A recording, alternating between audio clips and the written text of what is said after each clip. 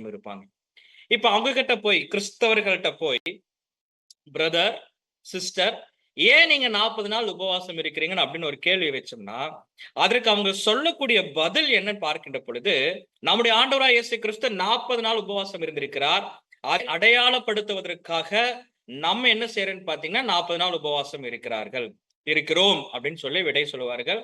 அவருக்கு சொல்ற விடை கரெக்ட் தான், மாற்று கருத்து கிடையாது.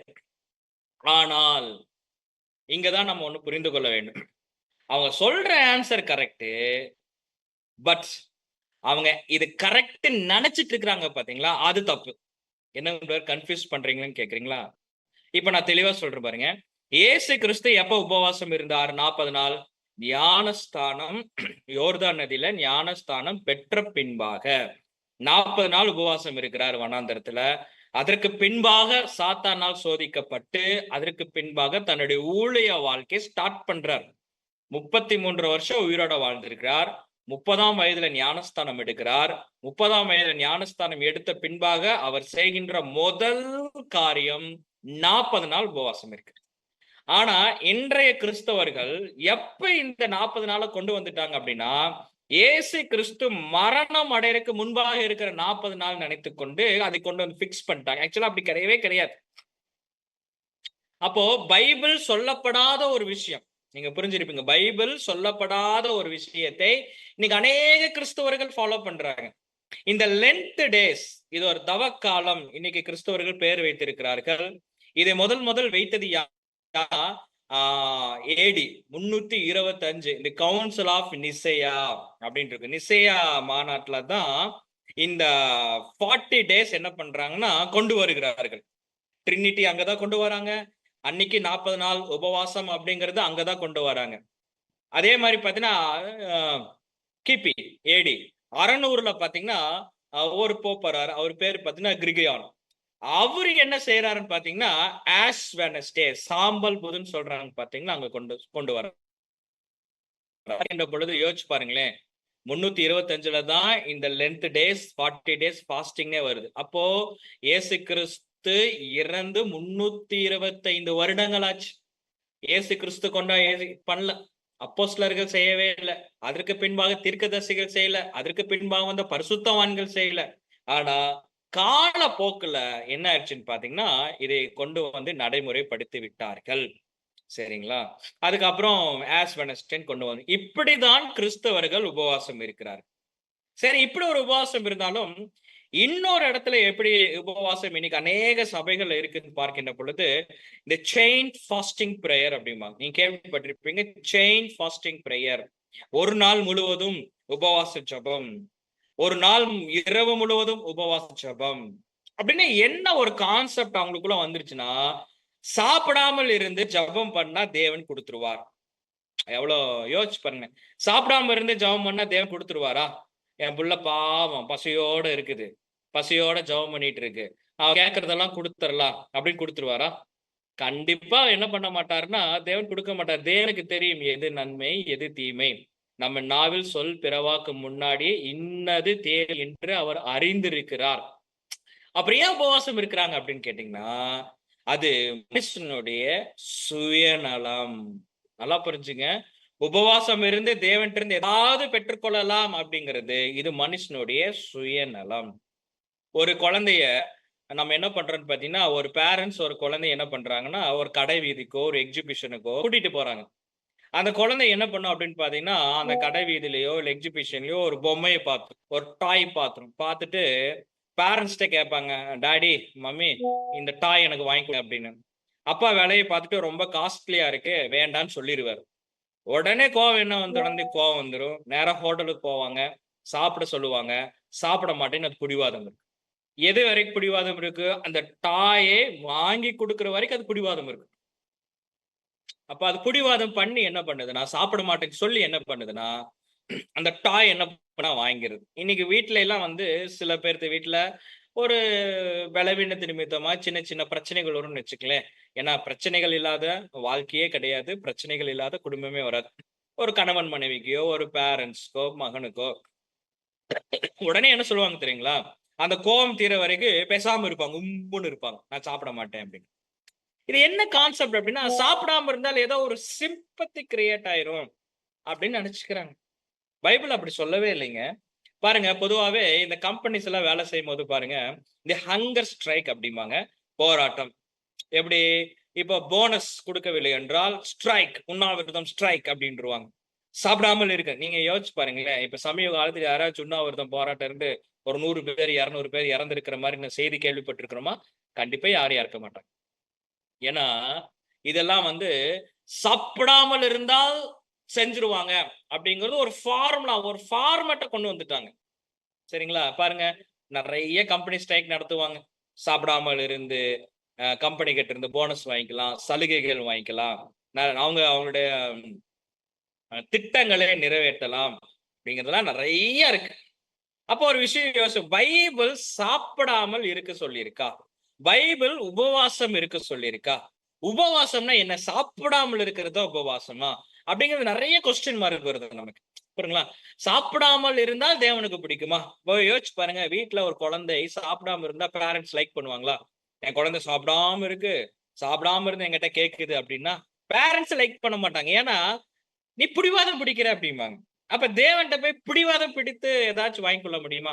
அதிலே கிறிஸ்தவர்கள் கொஞ்சம் ரொம்ப விவரங்க. எப்படின்னா, அவங்களுக்கு தெரியும். நீங்க யோசிச்சு பாருங்களேன். தேவனே நான் சாப்பிடாமல் இருக்கிறேன்.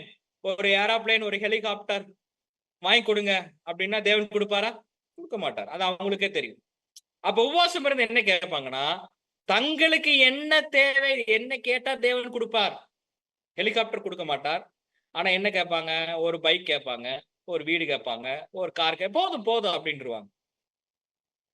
அப்போ தேவன் கிட்ட எது கேட்பதுன்னே முதல்ல தெரியறதில்ல. அது எப்படி கேட்பதுன்னே நமக்கு தெரியறதில்ல. காரணம் என்னன்னா, இது பைபிள் சொல்லிக் கொடுத்திருந்தால் அது சரியாக இருந்திருக்கும். இது மனிதர்கள் என்ன பண்ணிட்டாங்கன்னா, நியமித்த ஒரு காரியங்கள். பாருங்க, ஒரு சமயத்துல மத்தேயு, அவர் ஆண்டவராகிய இயேசு கிறிஸ்து போதனையினால இழுக்கப்பட்டு, அவர் வந்து சீஷன் ஆகலான்னு முடிவு பண்ணிட்டார். ஆனா அவர் யார் அப்படின்னு பார்க்கின்ற பொழுது, அவர் வரி வசூலிப்பவர். ரோமன் கவர்மெண்ட்ல ஒரு வரி வசூலிப்பவரா இருக்கிறார். ஒரு நாள் என்ன பண்ணிடுறாருன்னா, இயேசு கிறிஸ்து போதனை கேட்டு அவர் பின்னாடி போறலாம், இந்த வேலையே வேண்டாம்னு சொல்லிட்டு வேலையை ரிசைன் பண்ணிட்டு வீட்ல ஃபேர்வெல் பார்ட்டி வைக்கிறார். அந்த ஃபேர்வெல் பார்ட்டிக்கு என்ன பண்றாருன்னா, எல்லாத்தையும் கூப்பிடுறாரு. பரிசேயர், சதுசேயர், வேத பார்க்கிற கூட வேலை செய்யறவங்க எல்லாத்தையும் கூப்பிடுறாரு. வாங்க ஃபேர்வெல் பார்ட்டிக்கு வாங்க அப்படின்னு சொல்லிட்டு ஒரு மிகப்பெரிய ஃபேர்வெல் பார்ட்டி அங்க கண்டக்ட் பண்றார். அந்த ஃபேர்வெல் பார்ட்டி, அந்த ஒரு விசேஷம் நடக்கின்ற பொழுது என்ன நடக்குது? வசனங்கள் வாசிக்கலாம் பாருங்க. மார்க் 2ஆம் அதிகாரம் 15ஆம் வசனம். மாற்கு 2ஆம் அதிகாரம் 15ஆம் வசனம்.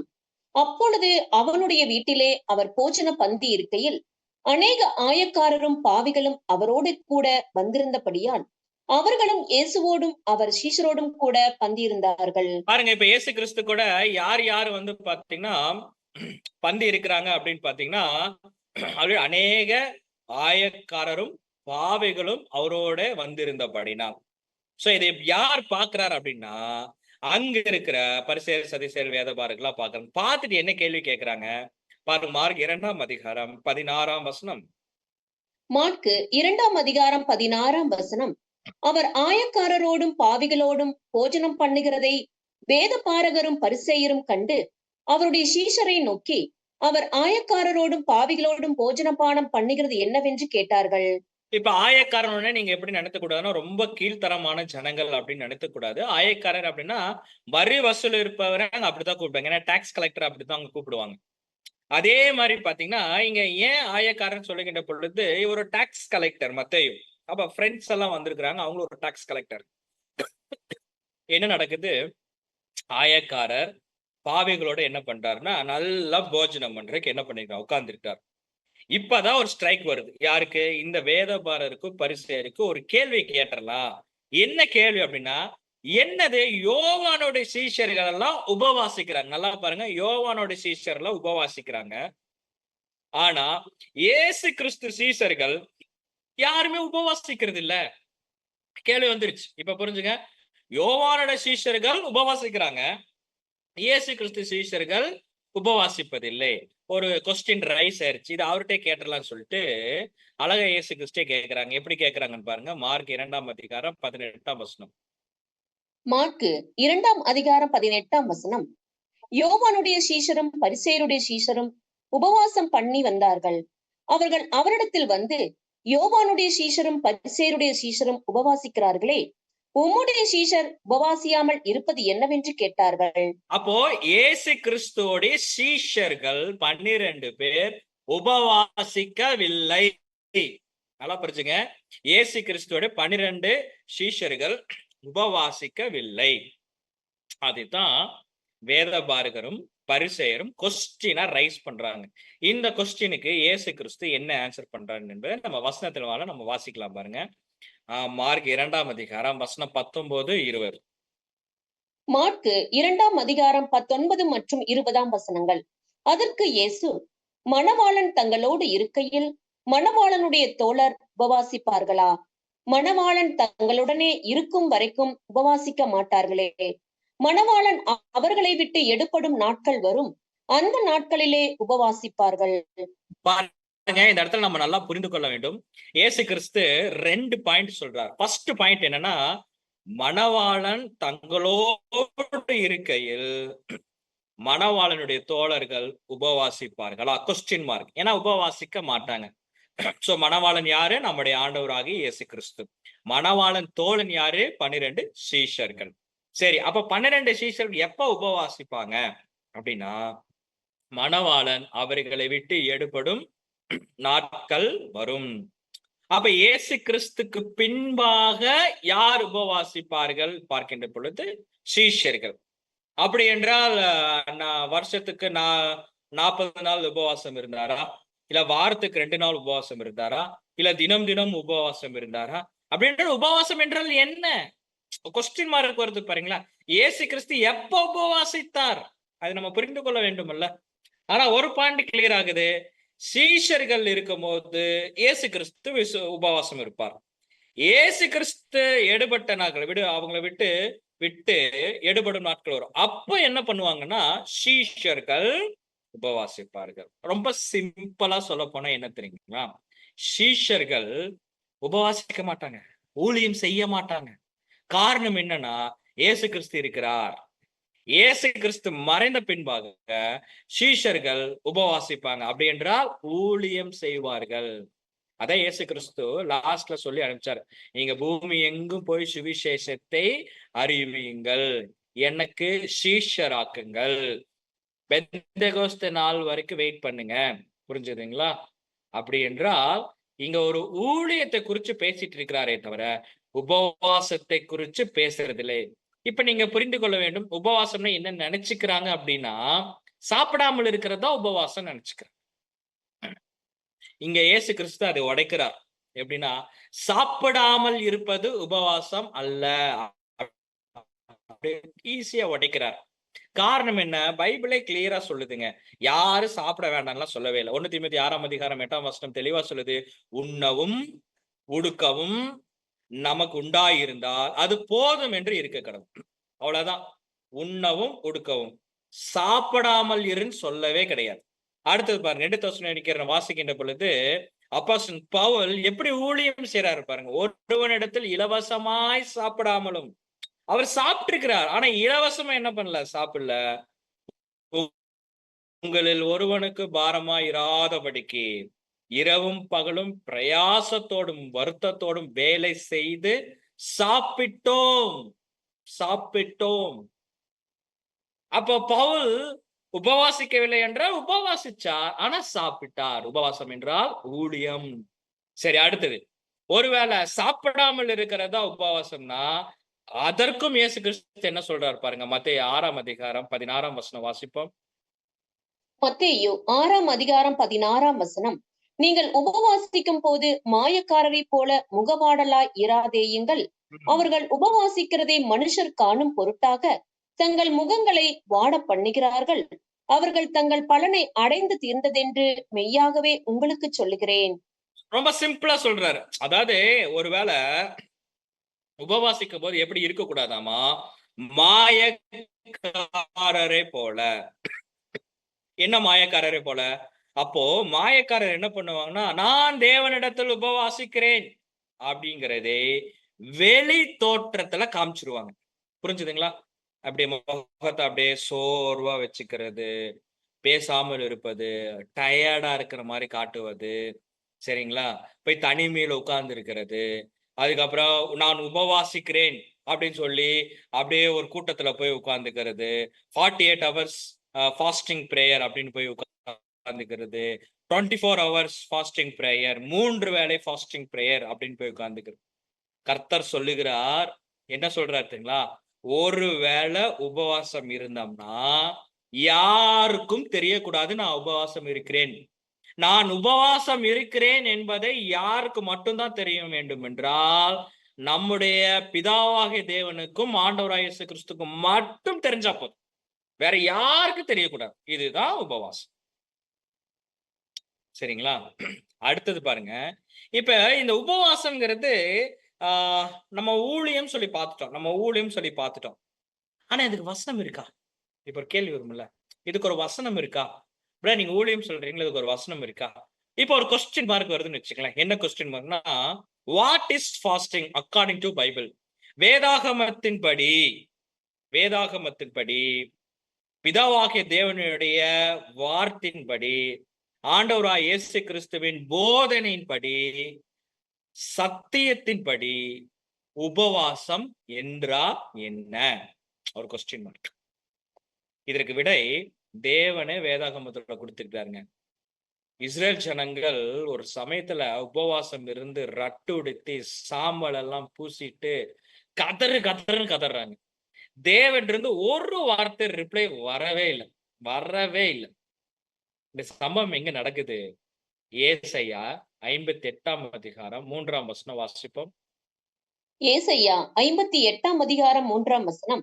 நாங்கள் உபவாசம் பண்ணும்போது நீர் நோக்காமல் இருக்கிறது என்ன? நாங்கள் எங்கள் ஆத்துமாக்களை ஒடுக்கும் போது நீர் அதை அறியாமல் இருக்கிறது என்ன என்கிறார்கள். இதோ நீங்கள் உபவாசிக்கும் நாளிலே உங்கள் இச்சையின்படி நடந்து உங்கள் வேலைகளை எல்லாம் கட்டாயமாய் செய்கிறீர்கள். இஸ்ரேல் ஜனங்கள் எப்படி கேட்கறாங்கன்னு பாருங்க. நாங்கள் உபவாசிக்கிறோம், ஆனா நீங்க பார்க்க மாட்டேங்கிறீங்க. எங்கள் ஆத்துமாக்களை நாங்கள் ஒடுக்குறோம், ஆனா நீங்க கண்டிக்கவே மாட்டேங்கிறீங்க. அப்படி என்றால் நம்ம ஆத்மாவை ஒட்டிக்கு முகத்தை வாடலாக்கி சாப்பிடாமல் இருந்து ரட்டிலும் சாம்பலிலும் உருண்டு பிறண்டாலும் தேவன் பார்க்க மாட்டார். இதுதான் உண்மை. நம்ம 24 மணி நேரம் இல்ல 48 மணி நேரம் சாப்பிடாம இருந்தால் தேவனுக்கு என்ன பிரயோஜனம்? யோசிச்சு பார்க்கலாமா? ஒரு பிரயோஜனம் கிடையாது. சரிங்களா? பூமிக்கு வேணா ஒரு பிரயோஜனம் இருக்கு. என்னன்னா, பாரமா இருக்கிறோம், 48 மணி நேரத்துக்கு மேல உபவாசம் இருந்தா மயங்கி அதுக்கப்புறம் எங்க போவேன்னு உங்களுக்கே தெரியும். பூமிக்கு வேணா ஒரு பெனிஃபிட்டா இருக்குமே தவிர இந்த தேவனுக்கெல்லாம் பெனிஃபிட்டா இருக்காது. ஏன்னா அவரே பார்க்க மாட்டார். அவர் வசனத்தை சொல்றார். காரணம் என்னன்னா, தேவன் விரும்புகிற உபவாசத்தை அவங்க செய்யவில்லை. ஏற்கனவே கொஸ்டின் கேட்டோம், உபவாசம் என்றால் என்ன அப்படின்னு. அதோட விடை எப்படி பார்க்கிறோம்னா, தேவன் விரும்புகிற உபவாசம் என்றால் என்ன? அதை பார்த்தாலே கண்டுபிடிச்சிடலாங்க. தேவன் ஒரு மனிதனை இப்படிதான் உபவாசம் இருக்க சொல்லியிருக்கிறார். அதன்படி உபவாசம் இருக்கிறது தான் உபவாசம். இந்த உபவாசத்தை தான் இயேசு கிறிஸ்துவும் செய்தார். அந்த உபவாசத்தை தான் இயேசு கிறிஸ்துக்கு பின்பாக வந்து சீஷர்களும் செய்ய வேண்டும். இந்த உபவாசத்தை தான் சீஷர்களுக்கு பின்பாக இருக்கின்ற நம்மளும் செய்ய வேண்டும். இப்ப உங்களுக்கு ஒரு கேள்வி வரும், பிரதர் இந்த உபவாசம் சொல்றீங்களே, அப்ப உபவாசம்னா என்னங்க பிரதர், எங்க இருக்கு அப்படின்னு ஒரு கொஸ்டின் மார்க் வருதா? அதற்கு விடை இப்ப நம்ம பார்ப்போம். வசனங்கள் வாசிக்கலாம் பாருங்க. ஏசாயா 58ஆம் அதிகாரம் 5ஆம் வசனம் வாசிப்போம். ஏசாயா 58ஆம் அதிகாரம் 5ஆம் வசனம். மனுஷன் தன் ஆத்மாவை ஒடுக்குகிறதும் தலை வணங்கி நாணலை போல் ரட்டிலும் சாம்பலிலும் படுத்துக் கொள்ளுகிறதும் எனக்கு பிரியமான உபவாச நாளாக இருக்குமோ? இதெல்லாம் எனக்கு உபவாசமா? சகோதரர் வெயிட் பண்ணி கேக்குறேன், இதெல்லாம் எனக்கு ஒரு உபவாசமா? இப்படி போய் ரட்டிலும் சாம்பலிலும் படுத்துக் கொள்வது எனக்கு பிரியமான உபவாசமா? கேட்கிறாரு பாருங்க, வாசிங்க. இதையா உபவாசம் என்றும் கர்த்தருக்கு பிரியமான நாள் என்றும் சொல்லுவாய்? இத போய் உபவாசம் சொல்லிட்டு இருக்கிறீங்க அப்படின்னு. இன்னைக்கு பொதுவா பாருங்க, விடை பாக்குறதுக்கு முன்னாடி இன்னைக்கு பொதுவாக கிறிஸ்தவர்கள் எப்படி உபவாசம் இருக்கிறாங்க, அந்த 40 நாள் லென்த் நாள் எப்படி உபவாசம் இருக்கிறாங்க? நிறைய பேர் நிறைய விதமா உபவாசம் இருப்பாங்க. சில கிறிஸ்தவர்கள் வீட்டுல 40 நாளுக்கு கறி சாப்பிட மாட்டாங்க. 40 நாள் கறி சாப்பிட மாட்டாங்க. ஆனா அந்த 40 நாள் சாப்பிடாத கறியை ஈஸ்டர் அன்னைக்கு என்ன பண்ணிடுவாங்க தெரியுங்களா? 40 நாள் சாப்பிடாத கணக்கே ஒரே நாள் என்ன பண்ணிடுவாங்க தெரியுங்களா? அது சமப்படுத்திடுவாங்க. இன்னும் சில பேர் என்ன பண்ண மாட்டாங்கன்னா, 40 நாளைக்கு சில சகோதரிகள் மல்லிகை பூ வைக்க மாட்டாங்க. இதெல்லாம் உண்மைங்க. மல்லிகை பூ வைக்க மாட்டாங்க. சில பேர் என்ன பண்ணிருப்பாங்க, கனகாரம் கனகாரம் பூ அது சொல்லுவாங்க பார்த்தீங்களா, ஒரு மாரி பிங்க் கலர் இருக்கு. "இது ஏங்க வச்சிருக்கிறீங்க?" அப்படின்னா, "இல்லைங்க 40 நாள் நான் மல்லிகை பூ வைக்க மாட்டேன்" அப்படிம்பாங்க. கனகாம்பரமா, நமக்கு பூ பேர்லாம் தெரியல. இதெல்லாம் கேள்விப்படுறது, பார்க்கிறது உங்ககிட்ட சொல்றோம். சரிங்களா? இப்படி என்னன்னா, தங்களை வந்து வருத்திக் கொள்ளுகிறார்களாமா. சில பேர் 40 நாள் புது சட்டை எடுக்க மாட்டாங்க. பழைய சட்டை தான் போடுவாங்க. நாங்கலாம் பாருங்க எல்லா நாளும் பழைய சட்டை தான் போடுறோம். அப்படின்னா, எ எதேதோ அவங்களுக்கு உபவாசம் அவங்களே நெனச்சுக்கிறாங்க. கறி சாப்பிட மாட்டேன். அதுக்கப்புறம் ஒரு வேளை சாப்பிட மாட்டேன். மல்லிகை பூ வைக்க மாட்டேன். இப்ப எவ்வளோ பெரிய உபவாசம் பாருங்க. இன்னைக்கு கிறிஸ்தவர்கள் அப்படித்தான் இருக்கிறாங்க. சரிங்களா? அப்புறம் சில பேர் 40 நாள் என்ன பண்ணுவாங்கன்னா, நான் 40 நாள் முழங்கால் படியிட்டு ஜெபம் செய்றேன். 40 நாள் இல்லைங்க. சாகுற வரைக்கும் முழங்கால் படியிட்டு தான் ஜெபம் செய்ய வேணும். அப்ப சில பேர் என்ன பண்ணும் 40 நாள் நான் வந்து தொடர்ந்து எல்லா ஞாயிற்றுக்கிழமையும் நான் வந்து தேவாலயத்துக்கு வந்து விடுவேன். இப்படியாக மனுஷனுடைய எண்ணங்களும், சிந்தனைகளும் இருக்கின்றது. ஆனா தேவன் சொல்லுகிறார், உபவாசம் என்றால் என்ன? இப்ப சகோதரி வாசிப்பாங்க. நீங்க அன்பான சகோதரர்களே நீங்க தெளிவா அத கவனிங்க. இப்ப சகோதரி வாசிச்ச அந்த உபவாசம் அப்படிங்கிறது நம்ம விளக்கம் பார்க்கலாம். முதல்ல வசனத்த வாசிக்கலாம். தேவன் விரும்புகிற உபவாசம் என்ன என்னும் வசனத்துல நம்ம வந்து பார்க்கலாம். அதுக்கப்புறம் அதுக்குடைய விளக்கத்தை நம்ம பார்க்கலாம். இப்ப சகோதரி வாசிப்பா பாருங்க. உபவாசம் என்றால் என்ன? சகோதரி வாசிக்கிறீங்களா? ஏசாயா எட்டாம் அதிகாரம் 58ஆம் வசனம் 6, அதிகாரம் 7. வாசிங்க. ஏசாயா 58ஆம் அதிகாரம் 6 மற்றும் 7ஆம் வசனங்கள். அக்கிரமத்தின் கட்டுகளை அவிழ்க்கிறதும், நுகத்தடியின் பிணையல்களை நெகிழ்க்கிறதும், நெருக்கப்பட்டிருக்கிறவர்களை விடுதலையாக்கி விடுகிறதும், சகல நுகத்தடிகளையும் உடைத்து போடுகிறதும், பசியுள்ளவனுக்கு உன் ஆகாரத்தை பகிர்ந்து கொடுக்கிறதும், துரத்துண்ட சிறுமையானவர்களை வீட்டிலே சேர்த்துக் கொள்ளுகிறதும், வஸ்திரம் இல்லாதவனை கண்டால் அவனுக்கு வஸ்திரம் கொடுக்கிறதும், உன் மாம்சமானவனுக்கு உன்னை ஒழிக்காமலும் இருக்கிறதும் அல்லவோ எனக்கு உகந்த உபவாசம். தேவன் சொல்லிட்டாரு பாத்தீங்களா? எது எனக்கு உகந்த உபவாசம்? கிளீனா சொல்லிட்டார். அக்கிரமத்தின் கட்டுகளை அவிழ்க்கிறதும், நுகத்தடியின் பிணையல்களை நெகிழ்க்கிறதும், சகல நுகத்தடிகளை உடைத்து போடுகிறதும், பசியுள்ளவனுக்கு ஆகாரத்தை கொடுக்கிறதும், தொரை துண்ட சிறுமியானவர்களை வீட்டிலே சேர்த்துக் கொள்ளுகிறதும், வஸ்திரம் இல்லாதவனை கண்டால் அவனுக்கு வஸ்திரம் கொடுக்கிறதும், உன் மாம்சமானவனுக்கு உன்னை ஒழிக்காமல் இருக்கிறது அல்லவோ எனக்கு உகந்த உபவாசம். இதுதாங்க உபவாசம். சரிங்களா? இதுல எங்கேயாச்சும் சாப்பிடாமல் இருக்கிறது, கறி சாப்பிடாமல் இருப்பது, மல்லிகை பூ வைக்காமல் இருப்பது, அதுக்கப்புறம் வந்து முழங்கால் போட்டு ஜெபம் செய்யறது ஏதாச்சும் இருக்கா? இல்லை. வசனம் தெளிவா இருக்கு. அக்கிரமத்தின் கட்டுகளை அவிழ்க்க வேண்டும், நுகத்தடியின் பிணையர்களை நெகிழ்க்க வேண்டும், சகல நுகத்தடிகளையும் உடைக்க வேண்டும், பசியுள்ளவனுக்கு ஆகாரம் கொடுக்க வேண்டும், துரத்துண்ட சிறுமியானவர்களை வீட்டிலே சேர்த்துக் கொள்ள வேண்டும், வஸ்திரம் இல்லாதவன் கண்டால் வஸ்திரம் கொடுக்க வேண்டும், மாம்சமானவனுக்கு உன்னை ஒழிக்கப்படும். இதுதாங்க உபவாசம். வசனம் பார்த்துட்டோம். இப்ப தேவன் சொன்ன இந்த உகந்த உபவாசத்தை சத்தியத்தின் வாயிலாக நம்ம எப்படி பார்க்கலாம்? வசனம், இப்ப வசனத்துக்குரிய விளக்கத்தை பார்க்கலாம். ஃபர்ஸ்ட் உபவாசத்துல அக்கிரமத்தின் கட்டுகளை அவிழ்த்தல் அப்படின்னா என்ன? இதை நம்ம பார்க்க வேண்டும். ஒருவேளை இந்த அக்கிரமத்தின் கட்டுகளை அவிழ்த்தல் அந்த ஒரு காரியத்தை நம்ம செய்கிறதா இருந்தால் அன்னைக்கு நம்ம உபவாசம் இருக்கிறோம். ஓகே. அக்கிரமத்தின் கட்டுகளை அவிழ்த்தால் என்றால் என்ன அப்படின்னா, தவறான போதனைகளிலிருந்து விடுவித்தல். அன்பான சகோதர சோர்களே, இன்னைக்கு 99 கிறிஸ்தவர்கள் தவறான போதனையில தான் இருக்கிறாங்க. சரிங்களா? ஏன் உபவாசம் அப்படிங்கிறதே ஒரு தவறான போதனை. எப்படி இந்த 40 நாள் உபவாசம் சொல்லிட்டு லென்த் காலம் இருக்கிறாங்க பாத்தீங்களா? அதே ஒரு தவறான போதனை தான். இப்ப இந்த தவறான போதனையிலிருந்து நம்ம வந்து விடுவிக்கிறோம். நரகம் அப்படிங்கிற ஒரு விசுவாசத்துல இருந்து நம்ம விடுதலை கொடுக்கிறோம். ஆத்மா சாகாது, அது பிசாசு மாதிரி உங்களையே சுத்தி சுத்தி வரும் அப்படிங்கறதே இல்லப்பா. ஆத்மாங்கிறது சாகும். நரகம்ங்கிறது பாதத்துக்கு கீழே இருக்கிற ஆழம், பாதாளம். இன்னைக்கு அநேக கிறிஸ்தவர்களை எப்படி தங்க கட்டுப்பாட்டுக்குள்ள வச்சிருக்கிறாங்க தெரியுங்களா? கதை, எண்ணில் அடங்கா கட்டுக்கதைகள். அந்த கட்டுக்கதைகளிலிருந்து சத்தியத்தை சொல்லி யாரையாவது ஒருத்தரை நான்றைய நாளில விடுதலை ஆக்கிட்டோம்னு வச்சுக்கோங்களேன், அந்த நாள், அந்த வேலை, அந்த ஊழியம் உபவாசம். சரிங்களா?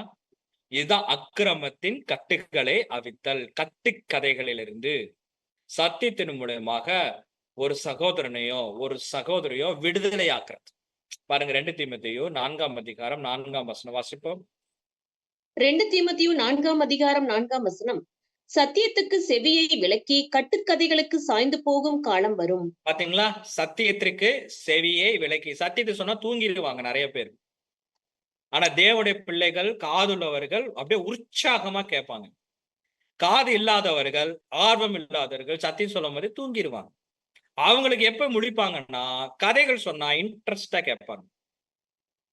ஆனால் நம்ம உபவாசம் இருக்க வேண்டும். தேவனுடைய பிள்ளைகள் கட்டாயமா உபவாசம் இருக்கலாம். அந்த உபவாசம் எப்படிப்பட்டதாக இருக்குன்னா, ஃபர்ஸ்ட் பாயிண்ட், யாரோ ஒருத்தர் அக்கிரமத்தின் கட்டுகளை இருந்தாங்கன்னா அவங்களை விடுதலை ஆக்கிற, தவறான போதனைகள் இருந்தாங்கன்னா சத்தியத்தை சொல்லி அவர்களை விடுதலை ஆக்குறோம். பாத்தீங்களா? உபவாசம். சரி, அடுத்த உபவாசம் என்ன? உபவாசம் அடுத்த காரியங்கள் என்ன? ஊழியம் என்ன? நுகத்தடையின் பின்னேல்களை நெகிழ்த்தல். நுகம் நமக்கு நல்லா தெரியும். இந்த மாட்டுக்கு மேல அதை வச்சிருக்கிற யோக், ஒரு பாரமானது. அப்போ இன்னைக்கு கட்டுக்கதைகள் மூலமாக அநேக கிறிஸ்தவர்கள் பாரமா இருக்கிறாங்க. ரொம்ப பாரம். கட்டுக்கதைகள் மூலமா பேராசையை விதைத்து விடுவார்கள். எப்படி தெரியுங்களா?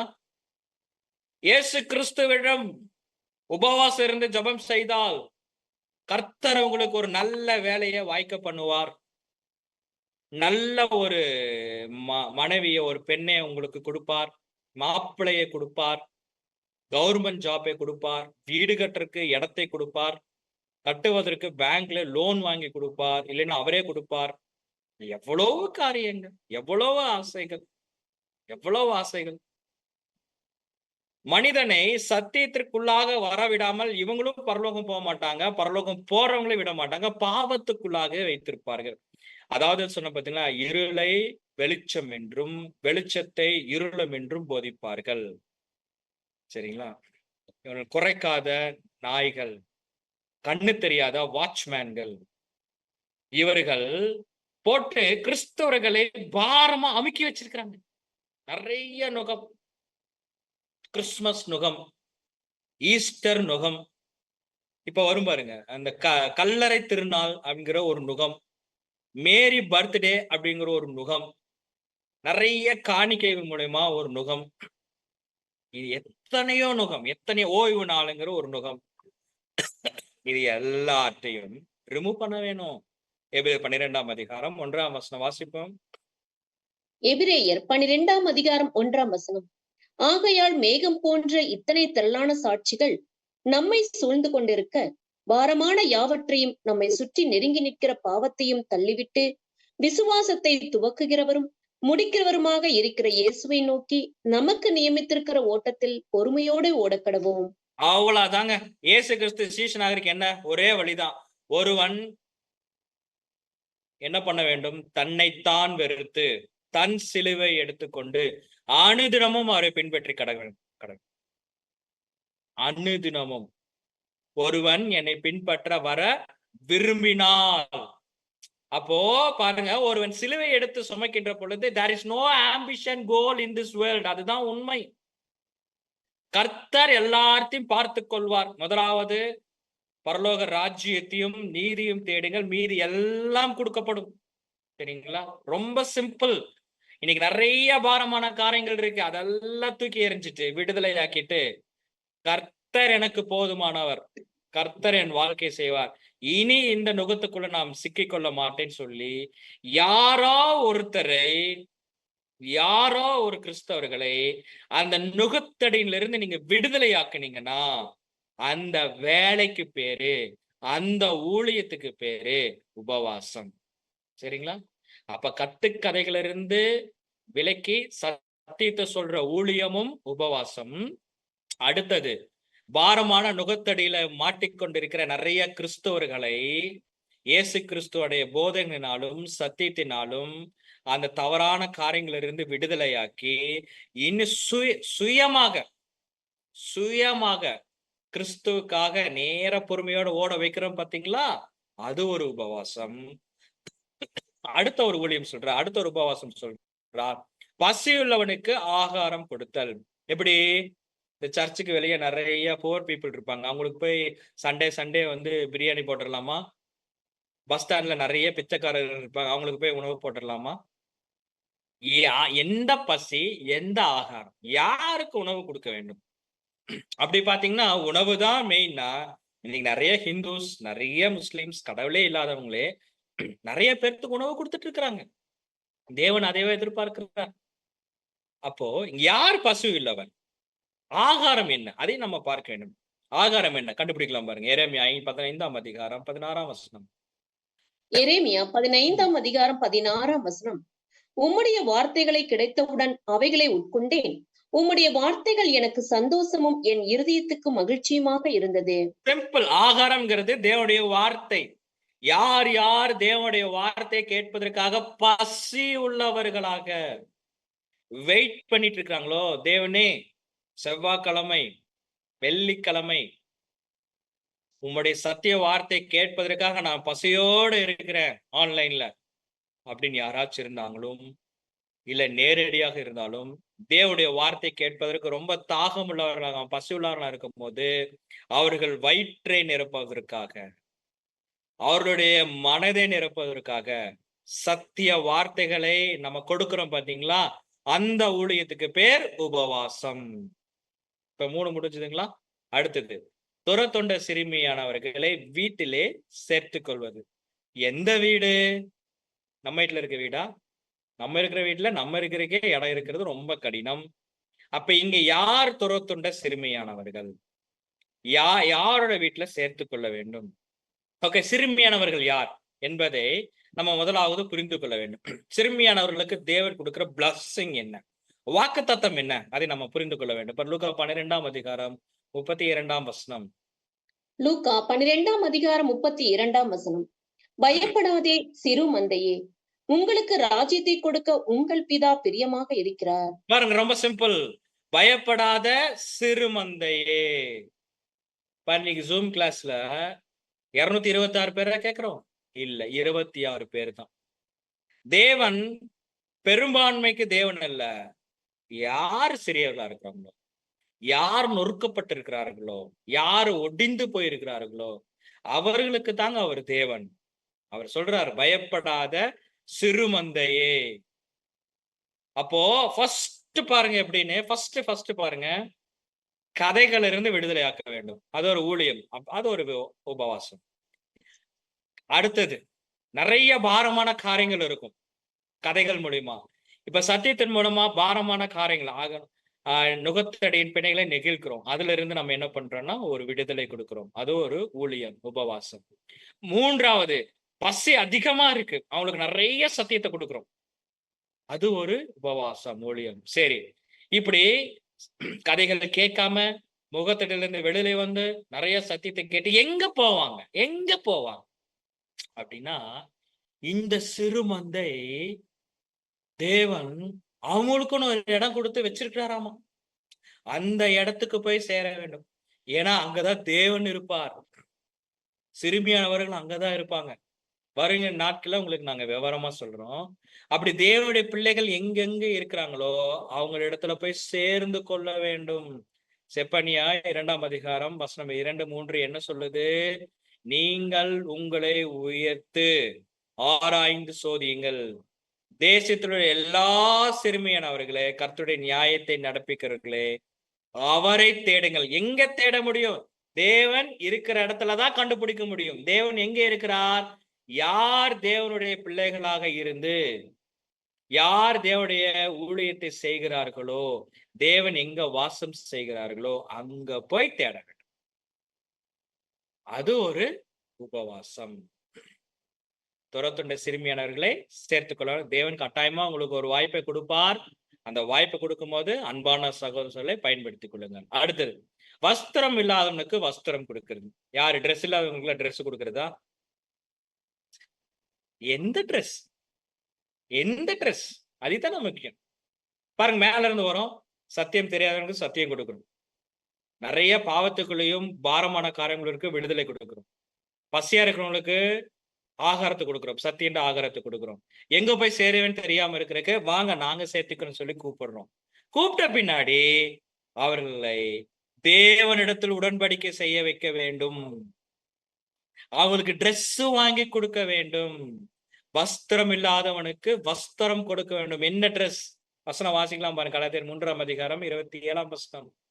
கலாத்தியர் 3ஆம் அதிகாரம் 27ஆம் வசனம். ஏனெனில் உங்களில் கிறிஸ்துவுக்குள்ளாக ஞானஸ்நானம் பெற்றவர்கள் எத்தனை பேரோ அத்தனை பேரும் கிறிஸ்துவை தரித்துக் கொண்டீர்களே. அப்போ துரத்துண்ட சிறுமியானவர்களை சேர்த்துக் கொள்ளுகிறோமா? சேர்த்து கொண்ட பின்பாக என்ன செய்ய வேண்டும் என்றால், அவர்களுக்கு கிறிஸ்துவுக்குள்ளாக ஞானஸ்தானம் கொடுக்க வேண்டும். அப்படி கொடுத்தால் கிறிஸ்துவை தேவன் என்ன பண்றாராம? ட்ரெஸ் போட்டு விடுறாராம. அப்படி பார்க்கின்ற பொழுது அங்க கிறிஸ்து மட்டும்தான் தெரிவார். இப்படி ஞானஸ்தானம் கொடுக்கிறோமா, இப்படி ட்ரெஸ் கொடுக்கிறோமா, அதற்கு பெயர் உபவாசம். அடுத்தது, மாம்சமானவனுக்கு உன்னை ஒழிக்காமல் இருப்பது. அப்ப ஞானஸ்தானம் எடுத்து யார் யார் வருகிறார்களோ அவர்களுக்கு நாம் உண்மை உள்ளவர்களாக இருக்க வேண்டும். எதையும் மறைச்சு வச்ச கூடாது. Completely open. என்ன ஓபன் அப்படின்னா, அவர்களுக்கு நமக்கு ஆவிக்குரிய கனிகளை அதிகமாக காட்ட வேண்டும். அன்பு, சந்தோஷம், சமாதானம், நீடிய பொறுமை, தயவு, நற்குணம், விசுவாசம், சாந்தம், இச்சையடக்கம். யாருக்கும் ஒளி மறைவு இருக்கக்கூடாது. உண்மையா, ஓப்பனா, யதார்த்தமா அவர்களை அன்பு செலுத்த வேண்டும். பொறுமையா இருக்க வேண்டும், சாந்த குணமா இருக்க வேண்டும், இச்சை அடக்கமா இருக்க வேண்டும், சமாதானமா இருக்க வேண்டும். இப்ப யோசிச்சு பாருங்களேன், அப்படி எல்லாம் தேவனுடைய பிள்ளைகள் அப்படி தங்களுடைய ஆவிக்குரிய கனிகளை அதிகமா அபிவிருத்தி காட்டுகின்ற பொழுது அதுக்கு பேர் தாங்க உபவாசம். அதுக்கு பேர் தாங்க உபவாசம். எப்படி இருக்கணுமாமா? பவுல் பிலிப்பியருக்கு எழுதும்போது எப்படி எழுதுறாரு பாருங்க. பிலிப்பியர் 2ஆம் அதிகாரம் வசனம் 2 முதல் 4. பிலிப்பியர் 2ஆம் அதிகாரம் 2ஆம் வசனம் முதல். நீங்கள் ஏக சிந்தையும் ஏக அன்பும் உள்ளவர்களாக இருந்து இசைந்த ஆத்துமாக்களாய் ஒன்றையே சிந்தித்து என் சந்தோஷத்தை நிறைவாக்குங்கள். ஒன்றையும் வாதினாலாவது வீண் பெருமையினாலாவது செய்யாமல் மனத்தாழ்மையினாலே ஒருவரை ஒருவர் தங்களிலும் மேன்மையானவர்களாக எண்ண கடவீர்கள். அவனவன் தனக்கானவை அல்ல பிறருக்கானவைகளையும் நோக்குவானாக. என்ன பியூட்டிஃபுல் வர்சஸ் பாருங்க. Beautiful verses. துரத்துண்ட சிறுமியானவர்களை சேர்த்து கொண்டு வஸ்திரம் இல்லாதவனுக்கு வஸ்திரம் ஞானஸ்தானம் மூலமாக கொடுத்து, அப்படி யார் தேவனுடைய பிள்ளைகளாக ஞானஸ்தானம் எடுத்தார்களோ அவர்களுக்கு தன்னை ஒழிக்காமல் கம்ப்ளீட்டா வெளிப்படுத்த வேண்டுமா? எப்படி வெளிப்படுத்த வேண்டும்னா, பிரதர், சிஸ்டர், உங்களுக்கு என்ன வேணும் பிரதர்? உங்களுக்கு தேவையானதான் நாங்க செய்யறோம் பிரதர். எங்களிலும் நீங்க மேன்மையானவர். ஒவ்வொரு தாழ்மை, மனத்தாழ்மை பாருங்க. அந்த சினாரியோ, அந்த சீன் எப்படி இருக்கும் பாருங்களேன். இப்படி செய்கின்ற பொழுது தேவன் சொல்றார், என் பிள்ளைகள் இப்படி உபவாசம் இருக்கிறார்களே, இப்படி உபவாசம் இருக்கு. இதுதாங்க தேவன் எதிர்பார்க்கிறார். சோறு சாப்பிடுறது, படிச்சுக்க, சோறுங்கிறது சாப்பிடாமல் இருக்கிறதெல்லாம் உபவாசமா? என்ன யூஸ்? தன் சகோதரனுக்கு தன்னை ஒழிக்காமல் அப்படியே ஓப்பன் ஹார்ட்டடா, சகோதரன் உனக்கு என்ன வேணும், சகோதரன் உனக்கு என்ன வேணும், நான் செய்கிறேன், இது என்னுடைய ஊழியம் அப்படின்னு அந்த எளிமையான சகோதர சகோதரி செய்கின்ற பொழுது தேவன் மகிமைப்படுகிறார். பிலிப்பியர் 4ஆம் அதிகாரம் 8ஆம் வசனம் வாசிப்போம். பிலிப்பியர் 4ஆம் அதிகாரம் 8ஆம் வசனம். கடைசியாக சகோதரரே, உண்மை உள்ளவைகள் எவைகளோ, ஒழுக்கம் உள்ளவைகள் எவைகளோ, நீதி உள்ளவைகள் எவைகளோ, கற்புள்ளவைகள் எவைகளோ, அன்பு உள்ளவைகள் எவைகளோ, நற்கீர்த்தி உள்ளவைகள் எவைகளோ, புண்ணியம் எதுவோ, புகழ் எதுவோ, அவைகளையே சிந்தித்துக் கொண்டிருங்கள். அவ்வளவுதாங்க, அவ்வளவுதான். ஒழுக்கம் உள்ளவைகள் எவைகளோ, நீதி உள்ளவைகள் எவைகளோ, கற்புள்ளவைகள் எவைகளோ, அன்புள்ளவைகள் எவைகளோ, நற்கீர்த்தி உள்ளவைகள் எவைகளோ, புண்ணியம் எதுவோ, புகழ் எதுவோ, அவைகளையே சிந்தித்துக் கொண்டிரு. அப்போ தன்னுடைய மாம்சமானவனுக்கு ஒழிக்காமல், என் சகோதரருக்கு என்ன வேணும், என் சகோதரிக்கு என்ன வேணும், அவர் என் மேன்மையானவர், தேவனோட உடன்படிக்கை எடுத்திருக்கிறார், அவருக்கு நான் ஒழிக்காமல் இருக்க வேண்டும், எது பிரியமா இருக்கும்? எல்லாரும் சேர்ந்து நீதி உள்ளவைகளையும், கற்புள்ளவைகளையும், அன்புள்ளவைகளையும், நற்கீர்த்திகளையும், எது புகழ், எது புண்ணியம், இவ்வளதே எல்லாரும் சேர்ந்து சிந்திக்கிறாங்க பாத்தீங்களா? அது தாங்க உகந்த உபவாசம். இதை தாங்க கர்த்தர் சொல்லுகிறார். எங்கேயாச்சும் சாப்பிடாமல் இருக்கிறத பத்தி சொல்லியிருக்கிறாரா? மட்டன் சாப்பிடாம, சிக்கன் சாப்பிடாம, ஃபிஷ், அதுக்கப்புறம் நிறைய சாப்பிடுறாங்க கிறிஸ்தவர்கள். எதையும் விட்டு வைக்கிறதுல எல்லாத்தையும் அடிச்சு நொறுக்குறாங்க. இதை பத்தி ஏதாச்சும் பேசியிருக்கிறாரா? தேவனுக்கு எந்த யூஸ் இல்ல. தேவன் சொல்றாரு, நீங்க நல்லா சாப்பிடுங்க, நல்லா ஊழியம் பண்ணுங்க. இதைத்தான் சொல்றாரு. பிரதர், நீங்க சொல்றதெல்லாம் ரைட் பிரதர். ஆனா ஆண்டவராகிய இயேசு கிறிஸ்து 40 நாள் உபவாசம் இருந்திருக்கிறாரே, இது எப்படி அப்படின்னா, 40 நாள் இயேசு கிறிஸ்து யார்கிட்ட பேசிட்டு இருக்கிறார்? புரிஞ்சுங்க, யார்கிட்ட பேசிட்டு இருக்கிறார்? நமக்கு பிதாவாகிய தேவனை புரிந்து கொள்ளக்கூடிய கெப்பாசிட்டி நமக்கு கிடையாது. ஏன்னா நம்ம பிரெயின் அவ்வளவுதான். ஆனா ஆண்டவராகிய இயேசு கிறிஸ்துக்கு நல்லா தெரியும், நம்மளுடைய பிதாவாகிய தேவன் எவ்வளவு கனத்துக்குரியவர், எவ்வளவு மகிமைக்குரியவர், எவ்வளவு மேன்மையானவர் சரிங்களா? அவர் ஒருவரும் சேரக்கூடாத ஒளியில் வாசம் செய்கிறவர். அப்படி பிதாவாகிய தேவன் கிட்ட பேசி கொண்டு இருக்கும் போது 40 நாள் அவருக்கு பசி எடுக்கல. அதுதான் உண்மை. யோசிச்சு பாருங்களேன், ஒரு கம்பெனில நம்ம வேலை செய்யணும், ஒரு லேபரா நம்ம வேலை செய்யணும். நமக்கு மேல சூப்பர்வைசர் இருக்கிறார், மேனேஜர் இருக்கிறார், ஜெனரல் மேனேஜர் இருக்கிறாங்க, எம்டி இருக்கிறாங்க, சிஇஓ இருக்கிறாங்க, அதுக்கு மேல பெரிய பெரிய அதிகாரிகளா இருக்கிறாங்க. ஒரு நாள் ஒரு மிகப்பெரிய அதிகாரி, நம்ம கம்பெனியோடைய ஓனர், அவர் என்ன பண்ணிடுறாருன்னா வந்துடுறாரு. வந்துட்டு அவர் பார்த்துட்டு எல்லா ஒர்க்கர்ஸ் எல்லாம் பார்த்துட்டு நம்மளை கூப்பிடுறாரு, இங்க வாங்க அப்படின்னு கூப்பிடுறாரு. உங்க வேலை விஷயமா நான் பேச வேண்டும் வான்னு கூப்பிடுறாரு. நமக்கு அப்படி கூப்பிடும் போதே நமக்கு கை காலெல்லாம் வெடவெடுத்து போயிடும். ஏன்னா யார் கூப்பிடுறாரு? ஓனர் கூப்பிடுறாரு. அப்படியே நடுங்கிட்டு போவோம், பயந்துட்டு போவோம். என்ன சொல்லிட போறார்? வேலையை விட்டு தூக்கிடுவாரா? ஏதாச்சும் கேட்டிருவாரா? இல்ல சம்பளத்தை குறைச்சிருவாரா? போறோம், போனா அங்க வெயிட் பண்ண சொல்றாங்க. கரெக்டா 2 மணி பசி எடுக்கும் போது நம்மளை கூப்பிட்டுறாரு, வாங்கன்னு கூப்பிட்டுறோம். நம்ம உள்ள அப்படியே போய் நடுங்கி நிக்கிறோம். மணி 2 ஆகுது. அப்ப அந்த ஓனர் கிட்ட நம்ம சொல்ல முடியுமா? ஹே ஓனர், 2:00 ஆச்சு, லஞ்ச் டைம், நான் லஞ்ச் டைமுக்கு போறேன், 1 மணி நேரம் வெயிட் பண்ணுங்க, சாப்பிட்டு உங்க கூட பேசுறேன்னு சொல்ல முடியுமா? சொன்னா அப்பவே கிழிச்சிருவாரு வேலையை. அவர் 2 மணில இருந்து 5 மணி வரைக்கும் நம்ம கூட பேசிட்டு இருந்தாலும் தெரியுங்களா, பசிய கண்ட்ரோல் பண்ணிக்கிட்டு தண்ணி கூட குடிக்காம அவர் சொல்வதை நம்ம கேட்போம். ஏன்னா சம்பளம் கொடுக்கிற முதலாளி. ஆஃப்டர் ஆல் ஒரு பூமியில சம்பளம் கொடுக்கிற ஒரு முதலாளிக்கே ஒரு 3 மணி நேரம் நம்ம சாப்பிடாமல் கேட்கின்ற பொழுது, அண்ட சராசரத்தை படைத்து சகலத்தையும் ஆளுகை செய்கின்ற ஒரு பிதாவாகிய தேவன் தன்னுடைய சொந்த குமாரன் கிட்ட பேசி கொண்டிருக்கும் போது, அந்த குமாரன் அப்பா சாப்பிடுறேன்னு சொல்லுவாரா? கட்டாயமா சொல்ல மாட்டார். பசி எடுத்திருக்கும். ஆனா அப்பாட்ட பேசுகின்ற பொழுது அப்பாவோட பசி முக்கியம் இல்ல. அதனால உபவாசம் இருக்கு. லூக்கா 4ஆம் அதிகாரம் 2ஆம் வசனத்துல 40 நாள் பிசாசினால் சோதிக்கப்பட்டார்.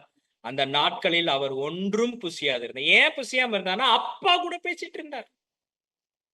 அப்பா கூட பேசிட்டு இருந்தார். எப்படி பசி எடுக்கும் பாருங்க. அந்த நாட்கள் முடிந்த பின்பு அவருக்கு பசி உண்டாது. அப்பா பேசி முடிச்ச பின்பாக தான் அச்சுச்சோ 40 நாள் நம்ம சாப்பிடலன்னு அவருக்கு தெரியுது. இன்னைக்கே பாருங்க, இந்த பூமியில ஒரு ஆணும் ஒரு பெண்ணும் விரும்பிட்டாங்கன்னா 2-4 நாள் போன்ல பேசிட்டு இருக்கிறாங்க, பசி எடுக்க மாட்டேங்குது. பேசிக்கிட்டே இருக்கிறாங்க, சார்ஜ் போட்டு பேசிக்கிட்டே இருக்கிறாங்க, பசி எடுக்க மாட்டேங்குது. ஏன்னா ஒரு அன்பு, ஒரு ஈர்ப்பு. பாருங்க, ஒரு மனிதனுக்கே அப்படி இருக்கும்போது நம்முடைய ஆண்டவராகிய இயேசு கிறிஸ்து இஸ் தி பெர்ஃபெக்ட் மேன். பிதாவாகிய தேவன்கிட்ட பேசி எப்படி பசி எடுக்கும்? அவர் உபவாசம் இருக்குல்ல. அவர் என்ன பண்ணாரு தெரியுங்களா? ஏங்க உபவாசம் போட்டிருக்குன்னா, அப்பா கிட்ட பேசிட்டு இருக்கிறார், பசி எடுக்கல, அவ்வளவுதான். அதுதான் உபவாசம் போட்டிருக்கு. இதை பாருங்க, இன்னொரு இடத்துல நம்ம ப்ரூஃப் பண்ணலாம். தேவனோட ஊழியத்தை தான் உபவாசங்கிறது. மார்க் 3ஆம் அதிகாரம் 20ஆம் வசனம் வாசிப்போம். மார்க்கு 3ஆம் அதிகாரம் 20ஆம் வசனம். பின்பு வீட்டுக்கு போனார்கள். அங்கே அவர்கள் சாப்பிடுவதற்கும் சமயம் இல்லாதபடிக்கு அநேக ஜனங்கள் மறுபடியும் கூடி வந்தார்கள். பாருங்க, இவர் வீட்டுக்கு போறார். நிறைய ஜனங்கள் இயேசு கிறிஸ்து வந்துட்டாருன்னு சொல்லி அவர்கிட்ட ஆசீர்வாதம் பெற்றுக்கொள்வதற்காக, அற்புதத்தை பெற்றுக்கொள்வதற்காக நிறைய ஜனங்கள் வராங்க. அவர்களை பார்த்து உதவி செய்து சத்தியத்தை சொல்லி குணப்படுத்துறதே அவருக்கு நேரம் சரியாக இருந்துச்சு. இப்படி தேவனுடைய ஊழியம் செய்கின்ற பொழுது சாப்பிடறதுக்கு அவங்களுக்கு நேரம் இல்லை. அதற்கு பேர் உபவாசம். புரிஞ்சுங்களா? அப்ப தேவனுடைய ஊழியம் செய்கின்ற பொழுது நமக்கு சாப்பிடறதுக்கு நேரம் இல்லாமல் இருக்கு பாத்தீங்களா, அதுக்கு பேர் தாங்க உபவாசம். சாப்பிடாமல் இருந்து பிடிவாதம் பண்றது இல்லை, அது பிடிவாதம். பாருங்க, இன்னைக்கு பூமியிலேயே நிறைய சயின்டிஸ்ட் சரிங்களா, யோசிச்சு எல்லா முடியும் கொண்டு போயிரும். சரிங்களா, யோசிச்சு எல்லா முடியும் கொண்டு போயிரும். தாடி மட்டும் நல்லா வளர்த்திருப்பாங்க. அநேக நாட்கள் குளிக்க மாட்டாங்க, சாப்பிட மாட்டாங்க. ஏன் அப்படின்னு கேட்டீங்கன்னா, அவங்க ரிசர்ச் பண்ணிட்டு இருப்பாங்க. அவங்களோட ஏம் என்னன்னா, நான் ரிசர்ச் பண்ணி கண்டுபிடிக்கிற வரைக்கும் அண்ணா ஆகாரம்லாம் எனக்கு தேவையே இல்லை, நான் குளிச்சு சேவிங் பண்ணி இதெல்லாம் தேவையே இல்லை. அவங்களுக்கு ஃபுல் ஃபோக்கஸ் அந்த ரிசர்ச் இது மட்டும்தான் இருக்கு. அதனாலதான் நிறைய சயின்டிஸ்ட் பார்க்கறதுக்கு ஒரு மென்டல் மாதிரியே இருப்பாங்க. மென்டல்னா தோற்றத்தை சொல்றேன். நிறைய முடிகளெல்லாம் விரித்து, முடி இல்லாம தாடி எல்லாம் விட்டுட்டு, ரீசன் அதுதான். ஏன்னா இதுக்கெல்லாம் அவங்க டைம் ஸ்பெண்ட் பண்ணவே மாட்டாங்க. சாப்பிட்றதுக்கு, சேவ் பண்றதுக்கு, மீசை வலிக்கிறதுக்கு இதுக்கெல்லாம் டைம் ஸ்பெண்ட் பண்ணவே மாட்டாங்க. ரிசர்ச். ஏங்க, ஒரு சாதாரண ஒரு ரிசர்ச்சே தன்னோட வேலைக்காக சாப்பிடாமல் இருக்கின்ற பொழுது, எல்லாத்தோட மேன்மையான தேவனுடைய ஊழியம் செய்கின்ற பொழுது எப்படிங்க சாப்பிடறதுக்கு டைம் வரும்? தேவனுடைய ஊழியம் செய்கின்ற பொழுது சாப்பிடாமல் இருக்கிறதுக்கு பேரும் உபவாசம். அடுத்தது பாருங்க, இன்னொரு சம்பவம் பியூட்டிஃபுல்லா ரெக்கார்ட் ஆயிருக்கு. யோனா 3ஆம் அதிகாரம் 5ஆம் வசனம். யோனா பாத்தீங்கன்னா, தேவன் சொல்றாரு, வாசிக்க வேண்டாம் சகோதரி. தேவன் சொல்றாரு யோனா கிட்ட, யோனா நீ போய் நினிவே பட்டணத்துக்கு போய் அந்த ராஜா கிட்ட சொல்லு, பட்டணம் அழிஞ்சு போயிரும் சொல்லு அப்படிங்கிறாரு. ஆனா யோனா என்ன பண்ணிட்டாருன்னா தர்சிச்சு போயிட்டாரு. நமக்கு எல்லாத்துக்கும் தெரியும், கடல்ல இருந்து தூக்கி வீசப்படுறாரு. கப்பல்ல இருந்து மீன் வயிற்று மூலியமாக 3 நாள் காக்கப்பட்டு இப்போ நேரா நினிவே பட்டணத்துக்கு வரார். வந்துட்டு என்ன சொல்றாருன்னா, நீங்கெல்லாம் அழிஞ்சு போயிருவீங்க அப்படின்னு சொல்றான். உடனே ராஜா இதை கேட்டுட்டு என்ன பண்றாருன்னு பாருங்க. யோனா 3ஆம் அதிகாரம் 5ஆம் வசனம். யோனா 3ஆம் அதிகாரம் 5ஆம் வசனம். அப்பொழுது நினிவேயில் உள்ள ஜனங்கள் தேவனை விசுவாசித்து உபவாசம் செய்யும்படி கூறினார்கள். பெரியோர் முதல் சிறியோர் மட்டும் ரெட்டுடுத்தி கொண்டார்கள். யோனா சொன்ன உடனே ராஜா என்ன பண்றாரு தெரியுங்களா? உடனே கீழ்ப்படிந்து, சரி தேசம் அழிஞ்சு போயிருமா, நாடு அழிஞ்சு போயிருமா, அப்ப தேவன் இருந்து மன்னிப்பு கேட்கலாம். தேவன் மன்னிக்கிற வரைக்கும் நாங்க எதுவும் சாப்பிட மாட்டோம். நல்லா புரிஞ்சுக்குங்க, தேவன் எங்களை மன்னிக்கும் வரைக்கும் நாங்க எதுவும் சாப்பிட மாட்டோம். ஏன்னா ஏற்கனவே நாங்க சாக போறோம், எங்களுக்கு தெரிய போகுது. சாப்பிட்டாலும் சாப்பிடாட்டி நாங்க சாக போறோம். இப்ப தேவன்ட்டே நாங்க காலில் விழுந்துரும். அவர் மன்னிக்கட்டும். மன்னிச்சாலும் நாங்க சாக போறோம், மன்னிக்காட்டி என்னன்னாலும் நாங்க சாக போறோம்.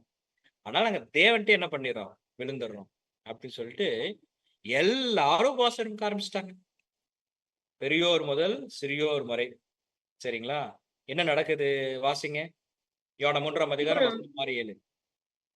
யோனா 3ஆம் அதிகாரம் 6 மற்றும் 7ஆம் வசனங்கள்.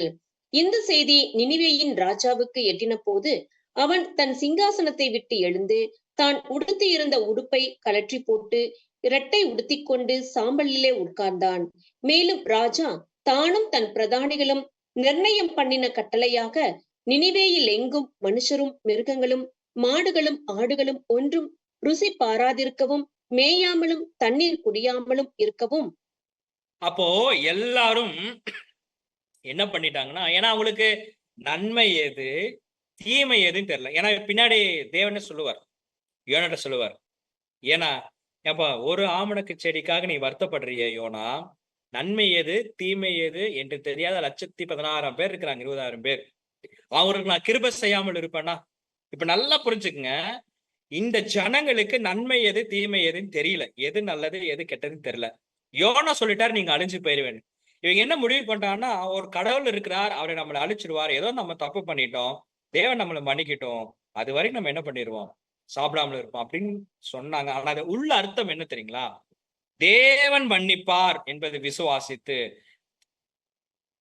என்ன பண்றாங்கன்னா, ஜெபம் பண்ணிக்கிட்டே இருக்கிறாங்க, அமைதியா இருக்கிறாங்க, ஜெபம் பண்ணிட்டே இருக்கிறாங்க, தங்கள் மன வருத்தத்தை தெரிவிக்கிறாங்க. அப்படி தெரிவிக்க பொழுது அவனுக்கு சாப்பறக்கே நேரம் இல்லை, சாப்பறக்கே நேரம் இல்லை.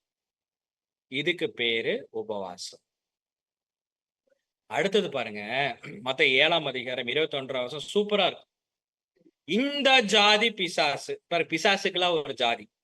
இந்த ஜாதி பிசாசு ஜபத்தினாலும் உபவாசத்தினாலும் இன்றி மற்ற எவ்விதத்தினாலும் புறப்பட்டு போகாது. இதைய பார்த்துட்டு தான் நிறைய பேர் இந்த வசனத்தை படிச்சுட்டு தான் நிறைய போதகர்கள் பிசாசு ஓட்டுறாங்க பாத்தீங்களா, பேய் ஓட்டுறாங்க பாத்தீங்களா, அவங்களே என்ன பண்றாங்கன்னா நைட்டு ஃபுல்லா 2 days ஃபுல்லா நைட் எல்லாம் ப்ரேயர் பண்ணிட்டு வந்து அக்னியில வந்திருக்கிறேன்னு சொல்லிட்டு என்ன பண்றாங்கன்னா பேய்களே ஓட்டுறாங்க. அக்னியில வந்திருக்கிறேன், ஆவில வந்திருக்கிறேன் அப்படின்ட்டு. காரணம் என்ன? ஏன்னா இந்த பிசாசு உபவாசித்தா மட்டும்தான், உபவாசம் இருந்து ஜெபம் பண்ணாதான் போகுமாமா. அப்படியே நம்மளை பார்த்துக்கிட்டே இருக்குமாமா. என்ன இவர் ஜெபம் பண்றார், நைட் எல்லாம் உபவாசம் இருந்திருக்கிறாரா, நல்லா ஜபிச்சிருக்கிறாரா, உபவாசம் இருந்திருக்காரு, ஜபிச்சிருக்காரு, நான் போயிருவேன் அப்படின்னு போயிருமா? என்ன வசனம் ஒருமே குழப்பமா இருக்கு. சரி, இப்படி நமக்கு புரியல. நேர திருவிவிலியம் போய் அங்க என்னதான் கரெக்டா எழுதிருக்கிறாங்கன்னு சொல்லி திருவிவிலியத்துல படிச்சா சூப்பர் விளக்கம் இருக்குங்க, பியூட்டிஃபுல்லா இருக்குங்க. நல்லா கவனிங்க பார்க்கலாம். பாருங்க, திருவிவிலியத்துல வாசிக்கலாம். மத்தேயு 17ஆம் அதிகாரம் 21ஆம் வசனம். திருவிவிலியம் மத்தேயு 17ஆம் அதிகாரம் 21ஆம் வசனம். இவ்வகை பேய் இறை வேண்டலினாலும் நோன்பு இன்பினாலுமே அன்றி வேறு எதினாலும் வெளியேறாது என்றார். பாருங்க எவ்வளவு விளக்கம், எப்படி விளக்கம். அந்த வசனத்துக்கு முன்னாடியும் கடைசியும் பாருங்க, பிராக்கெட், பிராக்கெட் பக்கத்துல ஸ்டார். ஏற்கனவே சொல்லி இருக்கிறோம், ஒரு வசனம் பிராக்கெட் போட்டாங்கன்னா என்ன அர்த்தம்னா மூல பிரதிகளில் இந்த வசனமே இல்லை. பாருங்க, இல்லாத ஒரு வசனத்துக்கு இன்னைக்கு நிறைய போதகர்கள், ஊழியம் செய்யக்கூடியவர்கள் இந்த வசனத்தை படிச்சுட்டு பேய் ஓட்டிட்டு இருக்கிறாங்க. எல்லா பிசாசும் அங்க தூரமா பார்க்கும், என்னை விட பெரிய பிசாசா இருக்கிறியாப்பான்ட்டு. அப்படி ஒரு வசனமே பைபிள்ல இல்லைங்க. சரி, இப்ப நம்ம கிளியரா ஒரு கன்க்ளூட் பாயிண்ட்டுக்கு வந்துடலாம். உபவாசம் என்றால் என்ன அப்படின்னா, சாப்பிடாமல் இருப்பது உபவாசம் இல்ல. அக்கிரமத்தின் கட்டுகளை அவிழ்க்கிறதும் கட்டுக்கதைகளிலிருந்து வெளியே கொண்டு வர்றது, பாரமான நுகத்தடி, ஓய்வு நாள், கிறிஸ்துமஸ், ஈஸ்டர், காணிக்கை கொடுக்க வேண்டும், தசமபாகம் காணிக்கை, வீடு தருவார், கார் தருவார் அப்படின்னு சொல்லி நம்மளை போட்டு அமுத்துறது, இந்த மாதிரி பாரத்துல எல்லாம் விடுதலையாக்கி கிறிஸ்துவ நோக்கி ஓட வேண்டும். அப்படி செய்வது ஒரு உபவாசம். பசி உள்ளவனுக்கு ஆகாரம் கொடுக்கிறது, ரொம்ப தாகமாகவும் தேவனுடைய வார்த்தைக்காக ஏங்குறவங்களுக்கு சத்திய வார்த்தை கொடுக்கிறோம் பாத்தீங்களா, அது ஒரு உபவாசம். வஸ்திரம் இல்லாதவனுக்கு, அதுக்கு முன்னாடி துரத்துண்ட சிறுமியானவர்களை வீட்டிலே சேர்த்து கொள்வதும். அப்ப சத்தியம் எங்க இருக்கோ அவர்களை, தேவனுடைய பிள்ளைகளை சேர்த்து கொள்ள வேண்டும். வஸ்திரம் இல்லாதவனை கண்டால் வஸ்திரம் கொடுக்க வேண்டும். யார் ஞானஸ்தானம் எடுக்காமல் இருக்கிறார்களோ அவர்களுக்கு ஞானஸ்தானம் கிறிஸ்துவுக்குள்ளாக எடுக்க வைக்க வேண்டும். அது ஒரு உபவாசம். மாம்சமானவனுக்கு என்ன பண்ணனா, ஒழிக்காமல் தன்னை வெளிக்காட்ட வேண்டும். ஆவிக்குரிய கனிகளை அனைத்தும் வெளிக்காட்ட வேண்டும். இதுக்கு பேர் தான் தேவனுடைய உகந்த உபவாசம். அடுத்தபடியாக தேவனுடைய ஊழியம் செய்கின்ற பொழுது சில நேரங்கள்ல சாப்பிடாருக்கே நமக்கு இடம் கிடைக்கும், டைம் கிடைக்காது. அப்படி ஊழியம் செய்கின்ற பொழுது சாப்பிடாமல் இருப்பது பேரும் உபவாசம் தான். தெளிவா நம்ம பார்த்துட்டோம். ரொம்ப சிம்பிள். உபவாசம்னா என்ன அப்படின்னா, தேவனுடைய உண்மையான வேலை செய்கிறது தான் உபவாசம். அப்படி சில நேரத்துல தேவனுடைய வேலை உண்மையாக செய்கின்ற பொழுது, தேவனுடைய வார்த்தையை கேட்கின்ற பொழுது நமக்கு சில நேரத்துல பசி எடுக்கும் பாத்தீங்களா, அந்த பசியை கூட பொருட்படுத்தாமல் ஊழியத்தையோ சத்தியத்தை கேட்கிறோம் பாத்தீங்களா, அதற்கு பேர் தான் உபவாசம். இதுதான் தேவனுக்கு உகந்த உபவாசமே தவிர சாப்பிடாமல் இருக்கிறது, ரட்டுடுத்தி கொள்வது, கறி சாப்பிடாமல் இருப்பது, மட்டன் சாப்பிடாமல் இருப்பது, மல்லிகைப்பூ வைக்காமல் இருப்பது, முட்டிங்கால் போட்டு ஜெபம் பண்றது, முட்டிங்காலை நடந்து போடுறது, படுத்து உருளுறது, இதுக்கெல்லாம் பேரு உபவாசமே கிடையவே கிடையாது. வசனம் சத்தியம் தெளிவா சொல்லிருச்சு எது உபவாசம். அடுத்தது நம்ம செகண்ட் டாபிக்ல நம்ம போறோம். சீக்கிரமா நம்ம பார்க்கலாம். செகண்ட் டாபிக் அந்நிய பாஷை. இது என்ன சொல்லுவாங்கன்னா அன்னோன் டங்ஸ் அப்படின்னு சொல்லுவாங்க. இதுக்கு அந்நிய பாஷை. இன்னைக்கு நிறைய சபைகள்ல அந்நிய பாஷை பேசவில்லை என்றால் அவருக்கு விசுவாசம் இல்லை, பரிசுத்த ஆவியிலே சபையிலே சேர்த்துக்க மாட்டேங்கிறாங்க. சபையிலே சேர்த்துக்க மாட்டேங்கிறாங்க. என்ன அந்நிய பாஷை அப்படின்னா, நீங்க சபைகள்லாம் பார்த்திருப்பீங்க. நிறைய சபைகள்ல பார்த்திருப்பீங்க. எல்லாரும் சேர்ந்து ரூரா அப்படின்னு கத்திட்டு இருப்பாங்க. நீங்க யோசிச்சு பாருங்களேன். இப்ப நான் உங்களுக்கு 7:10 இருந்து நம்ம இப்போ மணி ஒரு 8:10 ஆக போகுது. 1 மணி நேரம் வந்து உபவாசத்தை குறிச்சு நம்ம தெளிவாக பார்த்தோம். இந்த 1 மணி நேரம் நான் உங்க ஜூம்ல வந்து சகோதரர் சொல்றாரு, இப்போட அன்பு சகோதரர் சிந்தன் அவர்கள் உபவாசத்தை குறிச்சு பேச போகிறாருன்னு சொல்றாரு. நான் இங்க வந்து இந்த 1 மணி நேரம் ரீபோ ரூபா ராதா ரூபா ராபா ராபா ராபான்ட்டு இருந்தா என்ன ஆகும் தெரியுங்களா? 5 நிமிஷத்துல எல்லாரும் ஜூம் விட்டு வெளியே போயிருவீங்க. போன் பண்ணிடுவீங்க அந்த சகோதருக்கு, இங்க ஏதோ இந்த சிந்தன் பேருக்கு மென்டல் ஆயிருச்சு, ஏதோ உளறிட்டு இருக்கிறாரு அப்படி. ஆனா ஆக்சுவலா இப்படிதான் நடக்குது. இப்ப நான் சொல்றது எதுவுமே பொய் இல்லை, எல்லாமே வசனத்துல பார்க்க போறோம்.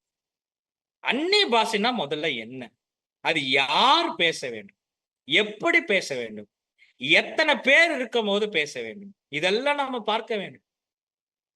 அந்நிய பாஷை இப்ப பேசலாமா, அதையும் நம்ம பார்க்க வேண்டும். சரி, இந்த அந்நிய பாஷைங்கிற ஒரு விஷயம் வேதாகமத்துல எப்ப வந்துச்சு அப்படின்னு பார்க்கின்ற பொழுது, ஆண்டவராய் இயேசு கிறிஸ்துக்கு பின்பாக பெந்தேகோஸ்தே நாள். இந்த பெந்தேகோஸ்தே நாள்ல தான் எல்லாத்தோட தலையிலயும் அக்னி வந்து இறங்குது. நீங்க இந்த பிக்சரை பார்த்துட்டு இந்த மாதிரிதான் அக்னி வந்துருச்சுன்னு நினைச்சுக்காதீங்க. இது புரிந்து கொள்வதற்காக. அக்னிங்கிறது பரிசுத்தாவி வந்து அப்படியே இறங்குது. பரிசுத்தாவியை வந்து அக்னியமாக இறங்குகின்ற பொழுது என்ன நடக்குது? சகோதரி வாசிப்பா பாருங்க. அப்போஸ்தலர் நடபடிகள் 2ஆம் அதிகாரம் வசனம் 3 முதல் 4. அப்போஸ்தலர் 2ஆம் அதிகாரம் 3ஆம் வசனம் முதல். அல்லாமலும் அக்னிமயமான நாவுகள் போல பிரிந்திருக்கும் நாவுகள் அவர்களுக்கு காணப்பட்டு அவர்கள் ஒவ்வொருவர் மேலும் வந்து அமர்ந்தது. அவர்கள் எல்லோரும் பரிசுத்த ஆவியினாலே நிரப்பப்பட்டு ஆவி தங்களுக்கு தந்தருளின வரத்தின்படியே வெவ்வேறு பாஷைகளிலே பேசத் தொடங்கினார்கள்.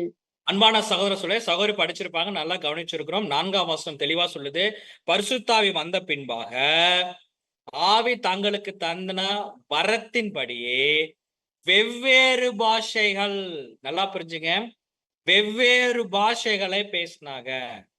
என்ன, எப்படி வெவ்வேறு பாஷைகள்? தொடர்ந்து வாசிங்க சகோதரி. 3ஆம் வசனத்துல இருந்துங்களா? இல்ல 5ஆம் வசனம் வரும் பாருங்க. அப்போஸ்தலர் 2ஆம் அதிகாரம் 5ஆம் வசனம் முதல். வானத்தின் கீழ் இருக்கிற சகல தேசத்தாரிலும் இருந்து வந்த தேவ பக்தி உள்ள யூதர்கள் அப்பொழுது எருசலேமிலே வாசம் பண்ணினார்கள். கொஞ்சம் பிரேக் விட்டு நம்ம வாசிப்போம், அப்பதான் புரியும். சோ சகல தேசத்தாரும் வந்திருக்கிறாங்க. எங்க? எருசலேம்ல வந்து வாசம் பண்ணிருக்கிறாங்க. அப்ப சகல தேசத்தார் எல்லாரும் வந்திருக்கிறாங்க. வந்து என்ன நடக்குது? 6ஆம் வசனம். 6ஆம் வசனம். அந்த சத்தம் உண்டான போது திரளான ஜனங்கள் கூடி வந்து தங்கள் தங்கள் பாஷையிலே அவர்கள் பேசுகிறதை அவரவர்கள் கேட்டபடியினாலே கலக்கம் அடைந்தார்கள். வெயிட் பண்ணுவோம் சிஸ்டர். என்ன நடந்திருக்குன்னா, வந்து ஒரு சத்தம் கேக்குது. பார்த்தா அங்க இருக்கிற ஜனங்கள் வெவ்வேறு பாஷைகளே பேசுறாங்க. இந்த கூடின ஜனங்கள் அப்படியே ஆச்சரியமா பாக்குறாங்க. ஐயோ, இது எங்க லாங்குவேஜ், இது எங்க லாங்குவேஜ், இது எங்க லாங்குவேஜ், எங்க லாங்குவேஜ் எப்படி இவங்க பேசுறாங்க அப்படின்னு சொல்லி ஆச்சரியப்படுகிறார்கள். பாருங்க 7ஆம் வசனம் வாசிப்போம். 7ஆம் வசனம்.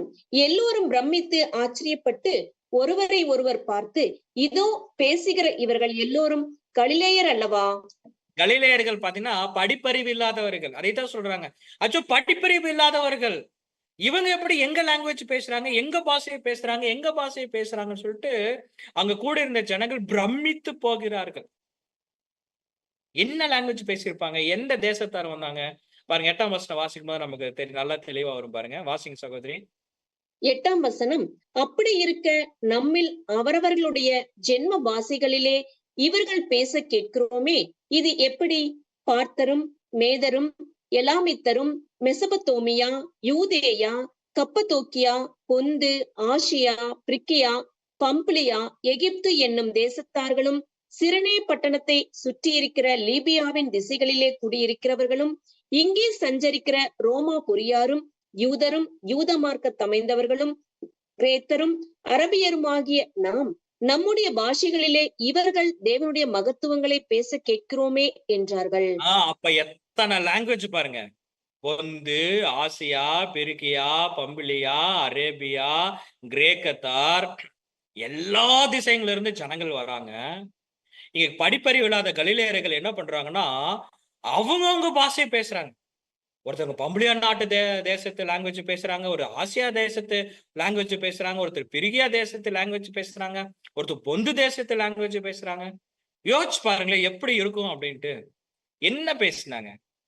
நாளைக்கு மழை வரும், டிசம்பர் மாசம் சுனாமி வரும், மழை வரும், இதை பேசியிருப்பாங்க.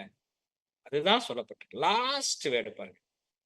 எல்லா லாங்குவேஜ் பேசிட்டு என்ன சொல்றாங்க அப்படின்னா, தேவனுடைய மகத்துவங்களை பேசினாங்க. தி வண்டர்ஸ் ஆஃப் காட். இன்னைக்கு எப்படி அந்நிய பாஷை பேசுறார்கள்? ரீரூரான் போட்டு நாளைக்கு உனக்கு வந்து வேலை கிடைச்சிரும், டிசம்பர் மாசம் குளிர் அடிக்கும், ஜனவரி மாசம் ரொம்ப குளிர் அடிக்கும். இந்த மாதிரி நான் உங்களுக்கு யதார்த்தமா சொல்றேன். இதை விட மோசமா பேசுவாங்க. அதை நான் சொல்றேன். Wonders of God. அவங்க லாங்குவேஜ் அவங்க பேசுறாங்க, பிரமித்து போகிறார்கள். யாரு வந்து புரியாத பாஷையெல்லாம் பேசுற, வெவ்வேறு பாஷைகளை பேசினார்கள். பாருங்க, அப்போஸ்தலர் 1ஆம் அதிகாரம் 8ஆம் வசனம் வாசிப்போம். அப்போஸ்தலர் 1ஆம் அதிகாரம் 8ஆம் வசனம். பரிசுத்த ஆவி உங்களிடத்தில் வரும்போது நீங்கள் பலனடைந்து எருசலேமிலும் யூதேயா முழுவதிலும் சமாரியாவிலும் பூமியின் கடைசி பரியந்தமும் எனக்கு சாட்சிகளாக இருப்பீர்கள் என்றார்.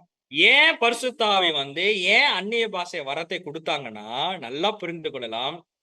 ஆண்டவராகிய இயேசு கிறிஸ்து எருசலேம்ல மட்டும் ஊழியம் பண்ணிட்டு இருந்தார். அதுக்கப்புறம் சீஷர்கள் கொஞ்சம் வெளியே போனாங்க. பவுல் என்ன பண்ணாருன்னா அநேக தேசங்களுக்கு போனார். ஆனா இந்த சத்தியம் உலகம் எங்கும் போக வேண்டும். இப்ப உதாரணத்துக்கு பாருங்களேன், தோமா எங்க வந்தார்? கோவா வந்தார், கேரளா வந்தார், அதுக்கப்புறம் தமிழ்நாட்டுல வந்து ஊழியம் செய்து மரித்து போனார். 12 அப்போஸ்தலர்கள ஒருவரான தோமா, நமக்கு நல்லா தெரியும், சென்னையில இருக்கு சென்ட் தோமா. சரி, இவர் கேரளா வரும்போது மலையாளம் பேசினார். யார் மலையாளம் இவருக்கு கத்து கொடுத்தாங்க? தமிழ்நாடு வரும்போது தமிழ் பேசினாங்க. யார் இவருக்கு தமிழ் கத்து கொடுத்தாங்க? யாரும் கத்து கொடுக்கல. பரிசுத்த ஆவி தோமாவை நிரப்புகின்ற பொழுது கொங்கணி பேசுவார். பரிசுத்த ஆவி தோமாவை நிரப்புகின்ற பொழுது மலையாளம் பேசுவார். பரிசுத்த ஆவி தோமாவை நிரப்புகின்ற பொழுது தமிழ் பேசுவார். இப்படிக்கு தாங்க இந்த அந்நிய பாஷை பேசுறதே கொடுத்தார். இப்போ எனக்கு தமிழ் நல்லா தெரியும், ஹிந்தி எனக்கு சுத்தமா தெரியாது. ஏதோ ஒரு வார்த்தை 2 வார்த்தை கியா கியா, இதுக்கு மேல நமக்கு எதுவுமே தெரியாது. ஆனா இப்ப என்னை கொண்டு போய் உத்தரப்பிரதேசல நிறுத்தி வச்சிடுறாங்க. இப்ப அவங்க பெரிய கூட்டம் இருக்கு. இன்னைக்கு தேவனுடைய சத்தியத்தை நான் பேச வேண்டும். கியா கியா கூட எனக்கு எதுவுமே தெரியாது. அப்ப யோசிச்சு பாருங்க, தேவன் பரிசுத்த ஆவி மூலியமாக எனக்கு நாவுகள் பிரிக்கப்பட்டு நான் பேசுறதெல்லாம் ஹிந்தியா பேசிட்டு இருக்கிறேன். ஹிந்தி வசனம் பேசுறேன், ஹிந்தி பாட்டு பாடுறேன், ஹிந்தி சத்தியத்துல சொல்றேன். என் கூட இருக்கிறவங்க எல்லாம் பிரமிச்சு போறாங்க. இவருக்கு ஹிந்தியே தெரியாத, எப்படி ஹிந்தி பேசுறார் அப்படின்னு. பரிசுத்த ஆவி. இதுக்கு தாங்க அந்நிய பாஷையை கொடுத்தாங்க. இது ஒரு வரம், இட்ஸ் ஒன் கிஃப்ட். பாருங்க, 1 கொரிந்தியர் 12ஆம் அதிகாரம் வசனம் 4 முதல் 6 வரைக்கும் வாசிப்போம். 1 கொரிந்தியர் 12ஆம் அதிகாரம் 4ஆம் வசனம் முதல். வரங்களில் வித்தியாசம் உண்டு, ஆவி ஒன்றே. ஊழியங்களிலேயும் வித்தியாசங்கள் உண்டு, கர்த்தர் ஒருவரே. கிரியைகளிலேயும் வித்தியாசங்கள் உண்டு, எல்லோருக்குள்ளும் எல்லாவற்றையும் நடப்பிக்கிற தேவன் ஒருவரே. பாருங்க, சூப்பரா சொல்ற பாருங்க. கிரியைகளிலும் வித்தியாசம் உண்டு, ஊழியங்களிலும் வித்தியாசம் உண்டு, வரங்களிலும் வித்தியாசம் உண்டு, ஆனா சேவர் ஒருத்தர். அப்ப கிரிகள் நிறைய இருக்கு, ஊழியங்கள் நிறைய இருக்கு, அதே மாதிரி வரங்கள் நிறைய இருக்கு. ஆனா அது எல்லாம் செய்யறது ஒருத்தர் தான், பரிசுத்த ஆவி. இப்போ இந்த வரங்கள் மூலியமாக தான் நிறைய கிரிகள் செய்யறாங்க. இந்த வரங்கள் மூலியமாக தான் நிறைய ஊழியங்கள் செய்யறாங்க. எப்படிங்க பிரதர்? அப்படிங்க வசனம் தெளிவா இருக்கு பாருங்க. வரங்கள் எப்படி வந்து வித்தியாசப்படுகிறது ஊழியங்கள் செய்வதற்காகவும் கிரியைகள் செய்வதற்காகவும். பாருங்க, 1 கொரிந்தியர் 12ஆம் அதிகாரம் வசனம் 7 முதல் 8. 1 கொரிந்தியர் 12ஆம் அதிகாரம் 7ஆம் வசனம் முதல். ஆவியினுடைய அனுக்கிரகம் அவனவனுடைய பிரயோஜனத்திற்கென்று அளிக்கப்பட்டிருக்கிறது. ம். எப்படியெனில் ஒருவனுக்கு ஆவியினாலே ஞானத்தை போதிக்கும் வசனமும், வேறொருவனுக்கு அந்த ஆவியினாலே அறிவை உணர்த்தும் வசனமும். பாருங்க, ஒரே ஆவி, ஆனா வேற வரங்கள். ஒரு வரம் எப்படின்னா ஞானத்தை போதிக்கும், இன்னொரு வரம் அறிவை உணர்த்தும். சோ அங்க கிரிகள் அங்க வேறுபடும். சரி, ஒரே ஆவி எப்படி வரங்கள் வேரி ஆகுது? 9ஆம் வசனம் வாசிப்போம். 1 கொரிந்தியர் 12ஆம் அதிகாரம் 9ஆம் வசனம் முதல். வேறொருவனுக்கு அந்த ஆவியினாலேயே விசுவாசமும், வேறொருவனுக்கு அந்த ஆவியினாலேயே குணமாக்கும் வரங்களும், வேறொருவனுக்கு அற்புதங்களை செய்யும் சக்தியும், வேறொருவனுக்கு தீர்க்க தரிசனம் உரைத்தலும், வேறொருவனுக்கு ஆவிகளை பகுத்து அறிதலும், வேறொருவனுக்கு பற்பல பாஷைகளை பேசுதலும், வேறொருவனுக்கு பாஷைகளை வியாக்கியானம் பண்ணுதலும் அளிக்கப்படுகிறது. ம். இவைகளை எல்லாம் அந்த ஒரே ஆவி நடப்பித்து தமது சித்தத்தின்படியே அவனவனுக்கு பகிர்ந்து கொடுக்கிறது. அன்பான சகோதர சொல்லே இது நல்லா கவனிக்கலாம். 10ஆம் வசனம் சொல்லுது, அந்த லாஸ்ட் லைன் பாருங்க. வேற ஒருவனுக்கு பற்பல பாஷைகள், பற்பல பாஷைகள். தோமாக்கு என்ன கிடைச்சது? Konkani language, Malayalam language, Tamil language. நமக்கு தெரிஞ்சது சொல்றேன். அப்ப பற்பல பாஷைகள், ஒருத்தர் பற்பல பாஷைகள் பேச வேண்டும். ஒருத்தர் என்ன பண்ணுவார்னா அந்த பற்பல பாஷைகளுக்கு வியாக்கியானம் பண்ண வேண்டும், விளக்கு கொடுக்க வேண்டும். அவ்வளவுதான். அதுதான் 1 கொரிந்தியர் 12ஆம் அதிகாரம் 31ஆம் வசனம் சொல்லுது. இப்படி இருக்க முக்கியமான வரங்களை நாடுங்கள். நல்லா புரிஞ்சுங்க. இந்த மாதிரி நிறைய வரங்கள் இருக்கு. வியாக்கியானம் பண்றது, பேய் ஓட்டுறது, தீர்க்க தரிசனம் சொல்லுவது, பிசாசுகளை துரத்துறது, அந்நிய பாஷை பேசுவது, வியாக்கியானம் பண்றது, ஞானத்தை உணர்த்துவது, ஞானத்தை போதிப்பது, நிறைய வரங்கள் இருக்கு. நிறைய கிரிகள் இருக்கு. ஆனா இது எல்லாத்தையோடவும் மேலான ஒரு வரம் இருக்காமா? அந்த வரத்தை நாடுங்கள். அப்ப எப்படி? அந்நிய பாஷை விடவும், வியாக்கியானம் பண்ணுவதை விடவும், ஞானத்தை விடவும், தீர்க்க தரிசனத்தோடவும் மேலானது ஒண்ணு இருக்கு. மேலான வரம் என்னது? பாருங்க, 1 கொரிந்தியர் 13ஆம் அதிகாரம் வசனம் 1 முதல் 3 வரை வாசிக்கலாம். 1 கொரிந்தியர் 13ஆம் அதிகாரம் 1ஆம் வசனம் முதல். நான் மனுஷர் பாஷைகளையும் தூதர் பாஷைகளையும் பேசினாலும் அன்பு எனக்கு இராவிட்டால் சத்தமிடுகிற வெண்கலம் போலவும் ஓசையிடுகிற கைத்தாளம் போலவும் இருப்பேன். போதும் நான் சிஸ்டர், ஒரே நிமிஷம் சிஸ்டர். பவுல் தெளிவா எழுதுறார்.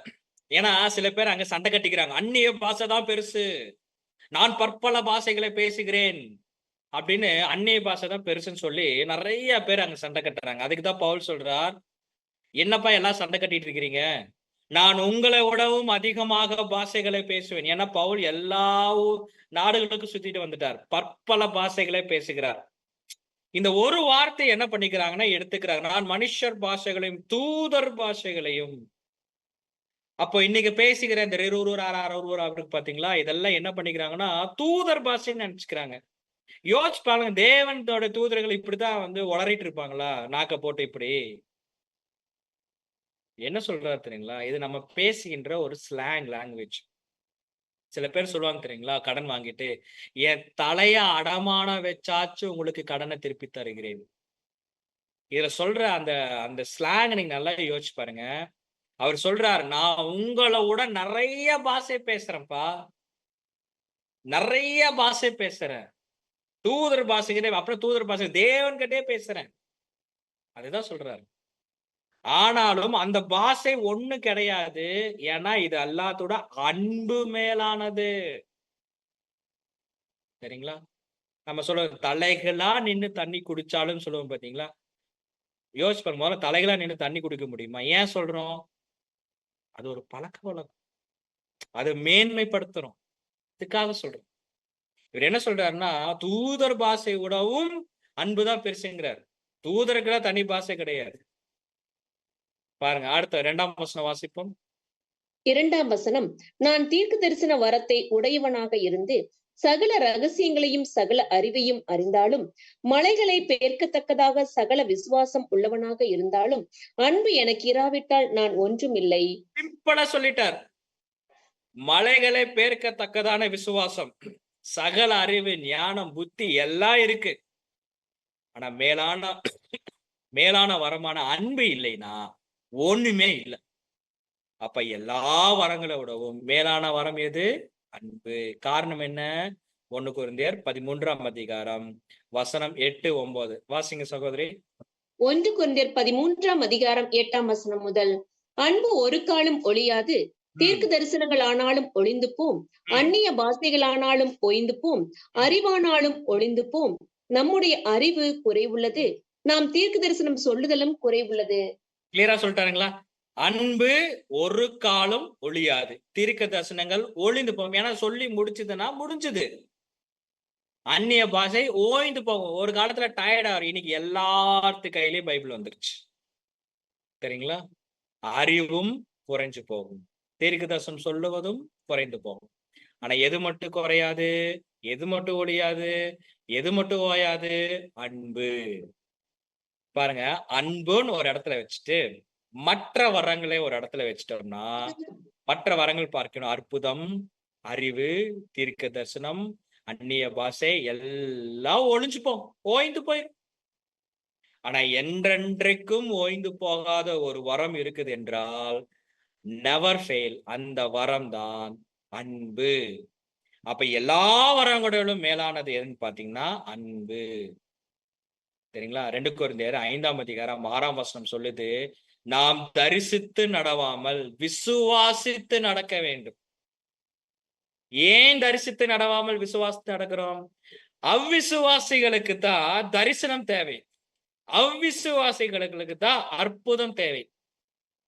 சரிங்களா? அவ்விசுவாசிகளுக்கு தான் அறிவு தேவை, அந்நிய பாஷை தேவை. சரிங்களா? விசுவாசித்து நடக்கிறவங்களுக்கு எதுவுமே தேவையில்லை. தேவன் இருக்கிறார், சத்தியம் இருக்கு, இயேசு கிறிஸ்து இருக்கிறார், போயிட்டே இருக்க வேண்டியது. ஏன்னா அற்புதம், அறிவு, அந்நிய பாஷை இதெல்லாம் ஒரு நாள் ஓஞ்சு போயிடும். நிறைவானது வரும்போது குறைவானது ஒளிந்து போகும். 1 கொரிந்தியர் 13ஆம் அதிகாரம் 10ஆம் வசனம். அப்ப எது நிறைவு அப்படின்னா அன்பு, அது நிறைவு.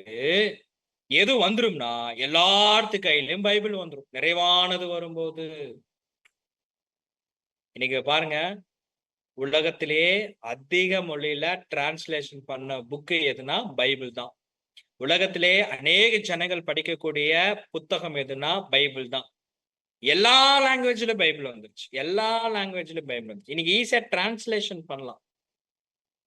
நிறைவானது வந்துருச்சா, எல்லா குறைகளும் ஒளிஞ்சு போச்சு, ஓஞ்சு போச்சு. சரிங்களா?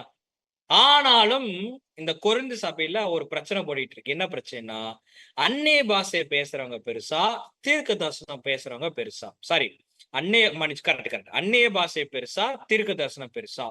ஒரு பெரிய டிபேட் அங்க போயிட்டு இருக்கு. அப்ப பவுல் என்ட்ராயி அவர் என்ன எழுதுறாரு பாருங்க, என்ன கவுன்சிலிங் கொடுக்குறாரு பாருங்க, பியூட்டிஃபுல்லா கொடுக்குறாரு. 1 கொரிந்தியர் 14ஆம் அதிகாரம் வசனம் 1, 2 வாசிப்போம். 1 கொரிந்தியர் 14ஆம் அதிகாரம் 1ஆம் வசனம் முதல். அன்பை நாடுங்கள், ஞான வரங்களையும் விரும்புங்கள், விசேஷமாய் தீர்க்க தரிசன வரத்தை விரும்புங்கள். ஏனெனில் அந்நிய பாஷையில் பேசுகிறவன் ஆவியினாலே ரகசியங்களை பேசினாலும் அவன் பேசுகிறதை ஒருவனும் அறியாது இருக்கிறபடியினாலே அவன் மனுஷனிடத்தில் பேசாமல் தேவனிடத்தில் பேசுகிறான். அவர் சொல்ற ஒரு பாயிண்ட் நீங்க நல்லா புரிஞ்சுக்கலாம். எல்லா வரங்களும் அடங்குங்க, அது எல்லாமே முக்கியம்தான். ஆனா விசேஷமாய் தீர்க்க தரிசனம் சொல்றதுக்கு விரும்புங்க. விசேஷமா பவுல் சொல்ற கவுன்சிலிங் பாருங்க, எல்லா வரங்களும் முக்கியம் தான், ஆனா விசேஷமா தீர்க்க தரிசனம் சொல்றதை நீங்க என்ன பண்ணுங்க, விரும்புங்க. ஏன் அப்படின்னா, ஒருவேளை நீங்க தீர்க்க தரிசனம் சொன்னீங்கன்னா கூட இருக்கிறவங்க அநேகருக்கு அது பிரயோஜனம் உள்ளதாக இருக்கும். நீங்க அந்நிய பாஷை ஒருவேளை நீங்க பேசுனீங்கன்னா, நீங்க ஒருவேளை தமிழ் பீப்புள் எல்லாம் கேதர் ஆயிருக்கிறான்னு வச்சுக்கோங்களேன். நாங்க உருது பேசுறேன், அராமிக் பேசுறேன். தமிழ் பீப்புள் கேதர் ஆகிற இடத்துல அராமிக் பேசுறேன். யாருக்கு மட்டும்தான் புரியும் இந்த உருதுவும் அராமிக்லாம்? இஸ்லாமிய சகோதரர்களுக்கு மேபி புரியலாம். மீதி இருக்க 99% என்ன பண்ணாதுன்னா புரியாது. புரியாதவங்க என்ன சொல்லுவாங்க, ஏதோ ரகசியத்தை பேசுறாங்க, ஏதோ அவங்களும் கடவுளும் பேசிட்டு இருக்கிறாங்க, ஏதோ கடவுள் வார்த்தையாமோ அப்படின்னு பேசிடுவாங்க. அதனால நீங்க அந்நிய பாஷை பேசுறது நல்லதுதான், ஆனா அதை விட நீங்க என்ன பேசுங்க, தீர்க்க தரிசனம் பேசுங்க அப்படின்னு சொல்றாரு. ரீசன் என்ன பாருங்க, 1 கொரிந்தியர் 14ஆம் அதிகாரம் 4ஆம் வசனம் வாசிப்போம். 1 கொரிந்தியர் 14ஆம் அதிகாரம் 4ஆம் வசனம். அந்நிய பாஷையில் பேசுகிறவன் தனக்கே பக்தி விருத்தி உண்டாக பேசுகிறான், தீர்க்க தரிசனம் சொல்லுகிறவனோ சபைக்கு பக்தி விருத்தி உண்டாக பேசுகிறான். பாருங்க, அந்நிய பாஷை பேசுனா அது வந்து தனக்கு தானாதான் பக்தியா இருக்கு. ஓ, தேவன் இந்த வரத்தை கொடுத்திருக்கிறார், நான் ஹிந்தி பேசுறேன், மலையாளம் பேசுறேன், கன்னடம் பேசுறேன், ஒரியா பேசுறேன், மராத்தி பேசுறேன் அப்படின்னு எனக்கு தான் பக்தி விருத்தியா இருக்குமே தவிர, நான் ஹிந்தி பேசுறதாலும் மராத்தி பேசுனாலும் என்னுடைய தமிழ் சகோதர சகோதரருக்கு எந்த யூஸும் இல்லை. ஆனா அதே தீர்க்க தரிசனம் பேசினோம்னா உங்களுக்கு பிரயோஜனம் உள்ளதாக இருக்கும். அதான் சொல்றார், தீர்க்க தரிசனம் சபைக்கு பக்தி விருத்தி உண்டாக்கும், அந்நிய பாஷை தனக்கு தானே பக்தி விருத்தியை உண்டாக்கும். இப்ப என்ன பிரச்சனை, கொரிந்து சபையில அந்நிய பாஷையா தீர்க்க தரிசனமா வருகின்ற பொழுது சில கவுன்சிலிங் அவர் கொடுக்கிறார். இந்த கவுன்சிலிங் தான் பார்த்துட்டு இருக்கோம். பாருங்க, 1 கொரிந்தியர் 14ஆம் அதிகாரம் வசனம் 5, 6 வாசிப்போம். 1 கொரிந்தியர் 14ஆம் அதிகாரம் 5 மற்றும் 6ஆம் வசனங்கள். நீங்கள் எல்லோரும் அந்நிய பாஷைகளை பேசும்படி விரும்புகிறேன். ஆகிலும் அந்நிய பாஷைகளில் பேசுகிறவன் சபைக்கு பக்தி விருத்தி உண்டாகும்படிக்கு அர்த்தத்தையும் சொல்லாவிட்டால் தீர்க்க தரிசனம் சொல்லுகிறவன் அவனிலும் மேன்மை உள்ளவன். ஆதலால் நீங்கள் தீர்க்க தரிசனம் சொல்லுகிறவர்கள் ஆக வேண்டும் என்று அதிகமாய் விரும்புகிறேன். ஓகே, வெயிட் பண்ணுங்க சகோதரி, வெயிட் பண்ணுங்க. 5ஆம் வசனத்துல கவுன்சிலிங் பாருங்க, ஒண்டர்ஃபுல்லா சொல்லியிருக்காரு. அவர் எப்படி ஆரம்பிக்கிறாருன்னா, ஏற்கனவே தீர்க்க தரிசனம் பெருசுன்னு சொல்லி பேசிட்டு வராரா, அந்நிய பாஷை பேசுறவங்களுக்கு எல்லாம் ஒரு மாதிரி டல் ஆகுறாங்க. அவர் சொல்றாரு, இல்ல டல் ஆகாதீங்க, அந்நிய பாஷை பேசும்படி விரும்புகள். இல்ல அந்நிய பாஷை நல்லா பேசுங்க. ஏன்னா அந்நிய பாஷை பேசும்போது அது கூட சபைக்கு பக்தி விருத்தி உண்டாக்கும். ஆனால் யாராவது ஒருத்தர் அந்நிய பாஷை பேசும்போது கூடவே என்ன பண்ணிருந்தா விளக்கத்தையும் சொல்லிருங்க, அர்த்தத்தையும் சொல்லிருங்க. இப்ப சபையில ஒரு 1000 பேர் கூடி வராங்கன்னு வச்சுக்கோங்களேன். 1000 பேர் கூடி வரும்போது தேவனுடைய பரிசுத்தாவி நிரம்பி என்ன பண்றாருன்னா, ஒருத்தர் மராத்தியில பேசிட்டு இருக்காரு. மராத்தி எப்படி இருக்குன்னு தெரியலையே. ஒருத்தர் ஹிந்தியில பேசுறாருன்னு வச்சுக்கோங்களேன், கியா காவ் அப்படின்ட்டு எல்லாம் ஹிந்தியில பேசிட்டு இருக்காரு அப்படின்னா 1000 பேருக்கு புரியாது. அப்போ பக்கத்துல ஒருத்தர் என்ன பண்றாருன்னா டிரான்ஸ்லேட் பண்றாரு. அழகா டிரான்ஸ்லேட், பானினா வாட்டர், சரிங்களா, இம்லினா புளிப்பு, டாம்ரிண்ட் ஏதோ தெரிஞ்சதை சொல்றேன், அப்படி டிரான்ஸ்லேட் பண்றார். டிரான்ஸ்லேட் பண்ணும்போது ஓ, சபையின் ஜனங்கள் புரிஞ்சுக்குவாங்க, இவர் அந்நிய பாஷையில பேசுறார், இவர் விளக்கம் கொடுக்கிறார், பா தேவன் எப்படியாக பயன்படுத்திருக்கிறார் அப்படின்னு ஒரு பக்தி வெறித்து உண்டாகும். ஒருவேளை அவர் அந்நிய பாஷை பேசி யாருமே விளக்கம் கொடுக்கலன்னா 2000 பேரு 1000 பேர் திரு திரு திரு திருன்னு முடிச்சுக்கிட்டு இருப்பாங்க. இப்படியே பார்த்துட்டு இருப்பாங்க, என்னை எப்ப முடிப்பாரோ அப்படின்ட்டு. அப்ப யாராவது ஒருத்தர் தீர்க்க தரிசனம் பேச வந்துட்டாருன்னா எல்லாரும் யார விரும்புவாங்கன்னா, இவர் பேசுறது ஒண்ணுமே புரியல, தீர்க்க தரிசனம் பேசுறது புரியுன்னு சொல்லிட்டு அவரும் மேன்மையாயிருவார். அதனால என்ன சொல்றாருன்னா, அந்நிய பாஷை பேசுங்க, தப்பு கிடையாது, பேசுங்க. பேசும்போது கூடவே விளக்கம் கொடுக்க வேண்டும். ஒருத்தர் மைக்ல நின்னுட்டு ஒருத்தர் ஹிந்தில பேசுறாரு, இங்கிலீஷ்ல பேசுறாரு, மராத்தில பேசுறாரு, ஒரியால பேசுறாருன்னா கூட இருக்கிறவர் என்ன பண்ணா டிரான்ஸ்லேட் பண்ணி சொல்லிட்டே இருக்கணும். இதுதான் ஒழுங்கு, இதுதான் கரெக்ட், இதுதான் வசனம் சொல்லுது, இதுதான் சத்தியம் சொல்லுது. அதை விட்டுட்டு இன்னைக்கு எப்படி அந்நிய பாஷை பேசுறாங்கன்னா அது திருப்பி திருப்பி வேற நான் உங்களுக்கு பேசி காட்டுறேன்.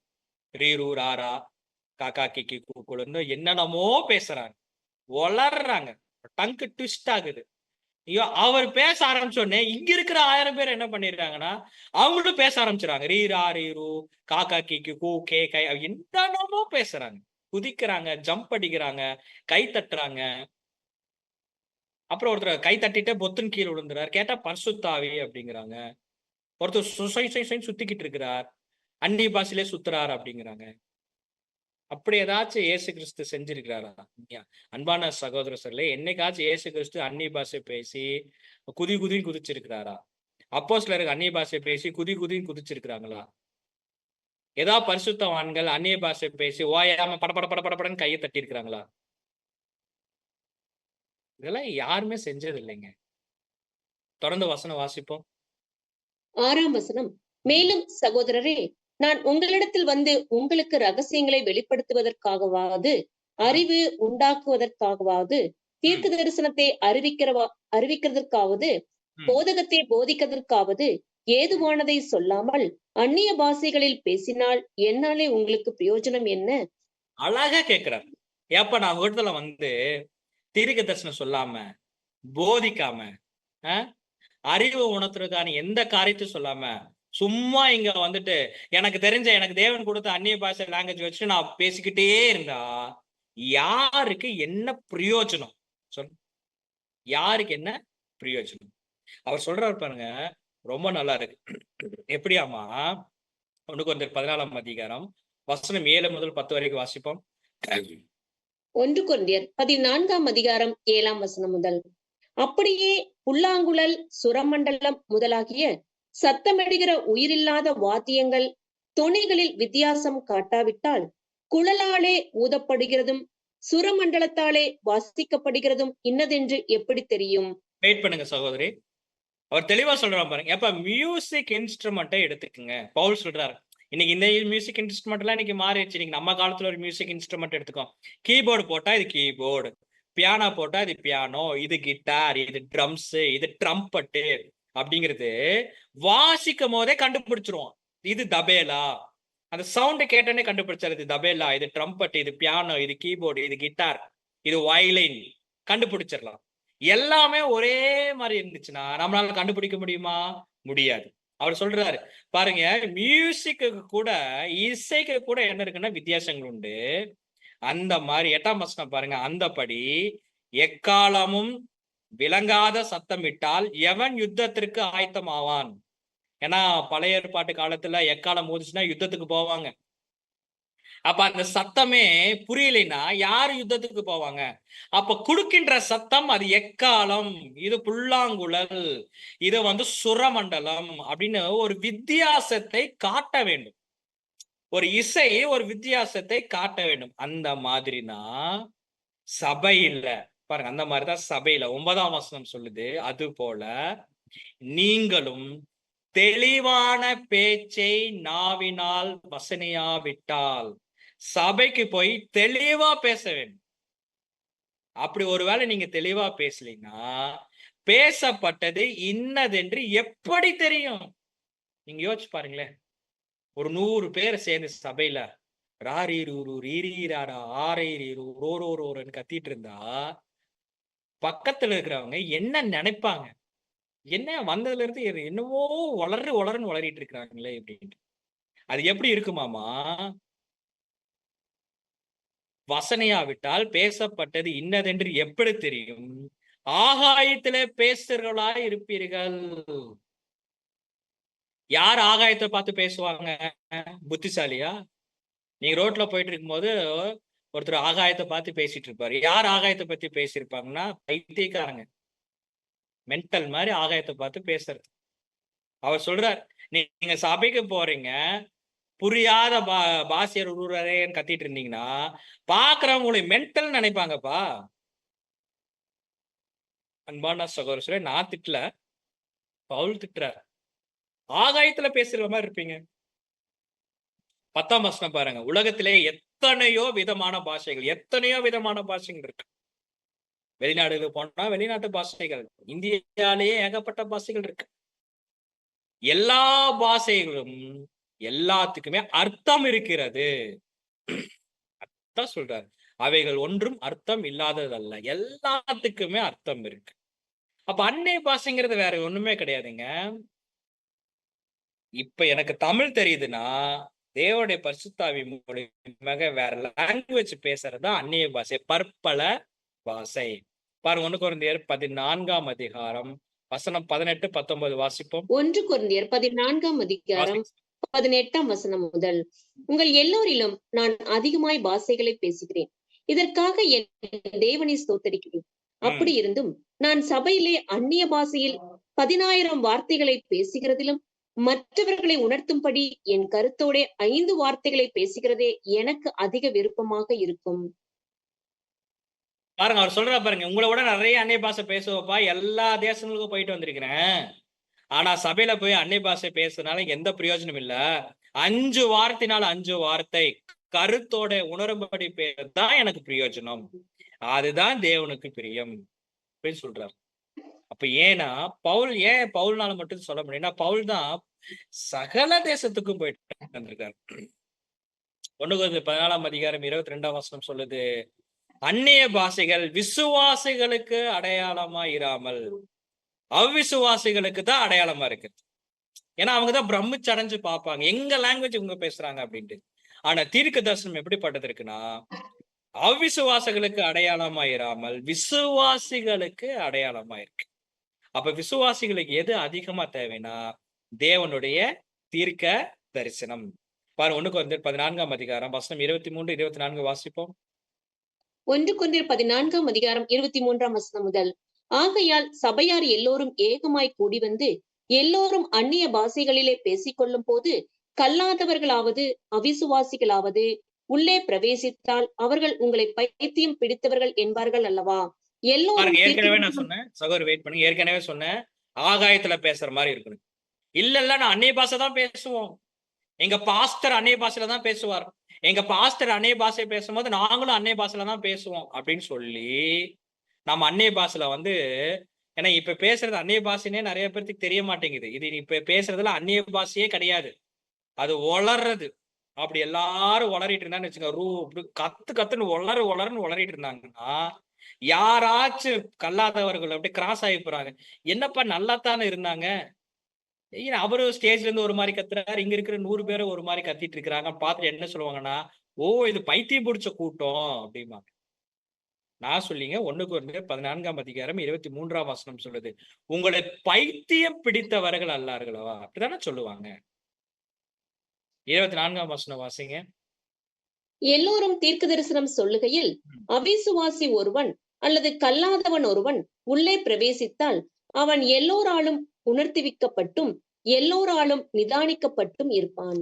பாருங்க, யோசிச்சு பாருங்க. அதான் சொல்றாரு, சும்மா கத்தாம ஒருத்தர் சொல்றாரு, மனம் திரும்புங்கள், பரலோக ராஜ்யம் சமீபித்து இருக்கிறது. ஆண்டவராய் இயேசு கிறிஸ்து பேசியிருக்கிறார். முடவன் மானை போல துள்ளி குதிப்பான். எல்லாத்துடைய கண்கள் திறக்கப்படும், செவிடன் காதுகள் கேட்கும், ஊமையான வாய் கம்பீரிக்கும். 3ஆம் உலகம், சுவிசேஷம், ராஜ்யத்துக்குரிய காரியங்கள் பேசுகின்ற பொழுது கர்த்தர் ராஜரீகம் பண்ணுக போகிறார், யூத ராஜசிங்கமாக வரப்போகிறார் அப்படி சொல்லும் போது கேட்கக்கூடிய ஜனங்களுக்கு எப்படி இருக்குன்னா, ஒரு ஒரு மோட்டிவேஷன் கிடைக்கும், ஒரு உணர்ச்சி கிடைக்கும். சரிங்களா? அதை விட்டுட்டு மீண்டும் மீண்டும் அந்த பாஷையே பேசுற மாதிரி இருக்கு. சும்மா வளரிட்டு இருந்தோம்னா மென்டல் அப்படின்ட்டு போயிட்டே இருப்பாங்க. பாருங்க, அதே 1 கொரிந்தியர் தொடர்ந்து வசனங்கள் வாசிக்கும் போது 1 கொரிந்தியர் 14ஆம் அதிகாரம் 25ஆம் வசனம் வாசிப்போம். 1 கொரிந்தியர் 14ஆம் அதிகாரம் 25ஆம் வசனம். அவனவனுடைய இருதயத்தின் அந்தரங்கங்களும் வெளியரங்கமாகும். அவன் முகம் குப்புற விழுந்து தேவனை பணிந்து கொண்டு தேவன் மெய்யாய் உங்களுக்குள்ளே இருக்கிறார் என்று அறிக்கையிடுவான். தீர்க்கதரிசனம் சொல்லுகின்ற பொழுது 26ஆம் வசனம். நீங்கள் கூடி வந்திருக்கிற போது உங்களில் ஒருவன் சங்கீதம் பாடுகிறான், ஒருவன் போதகம் பண்ணுகிறான், ஒருவன் அந்நிய பாஷையை பேசுகிறான், ஒருவன் ரகசியத்தை வெளிப்படுத்துகிறான், ஒருவன் வியாக்கியானம் பண்ணுகிறான். சகோதரரே, இது என்ன? சகலமும் பக்தி விருத்திக்கு ஏதுவாக செய்யப்பட கடவுது. அழகா சொல்றாரு பாருங்க. ஒருத்தர் அந்நிய பாஷை பேசுறார், அதுக்கு ஒரு விளக்கம் கொடுக்கிறார். ஒருத்தர் தீர்க்க தரிசனம் பேசுறாங்க, இதெல்லாம் என்னது?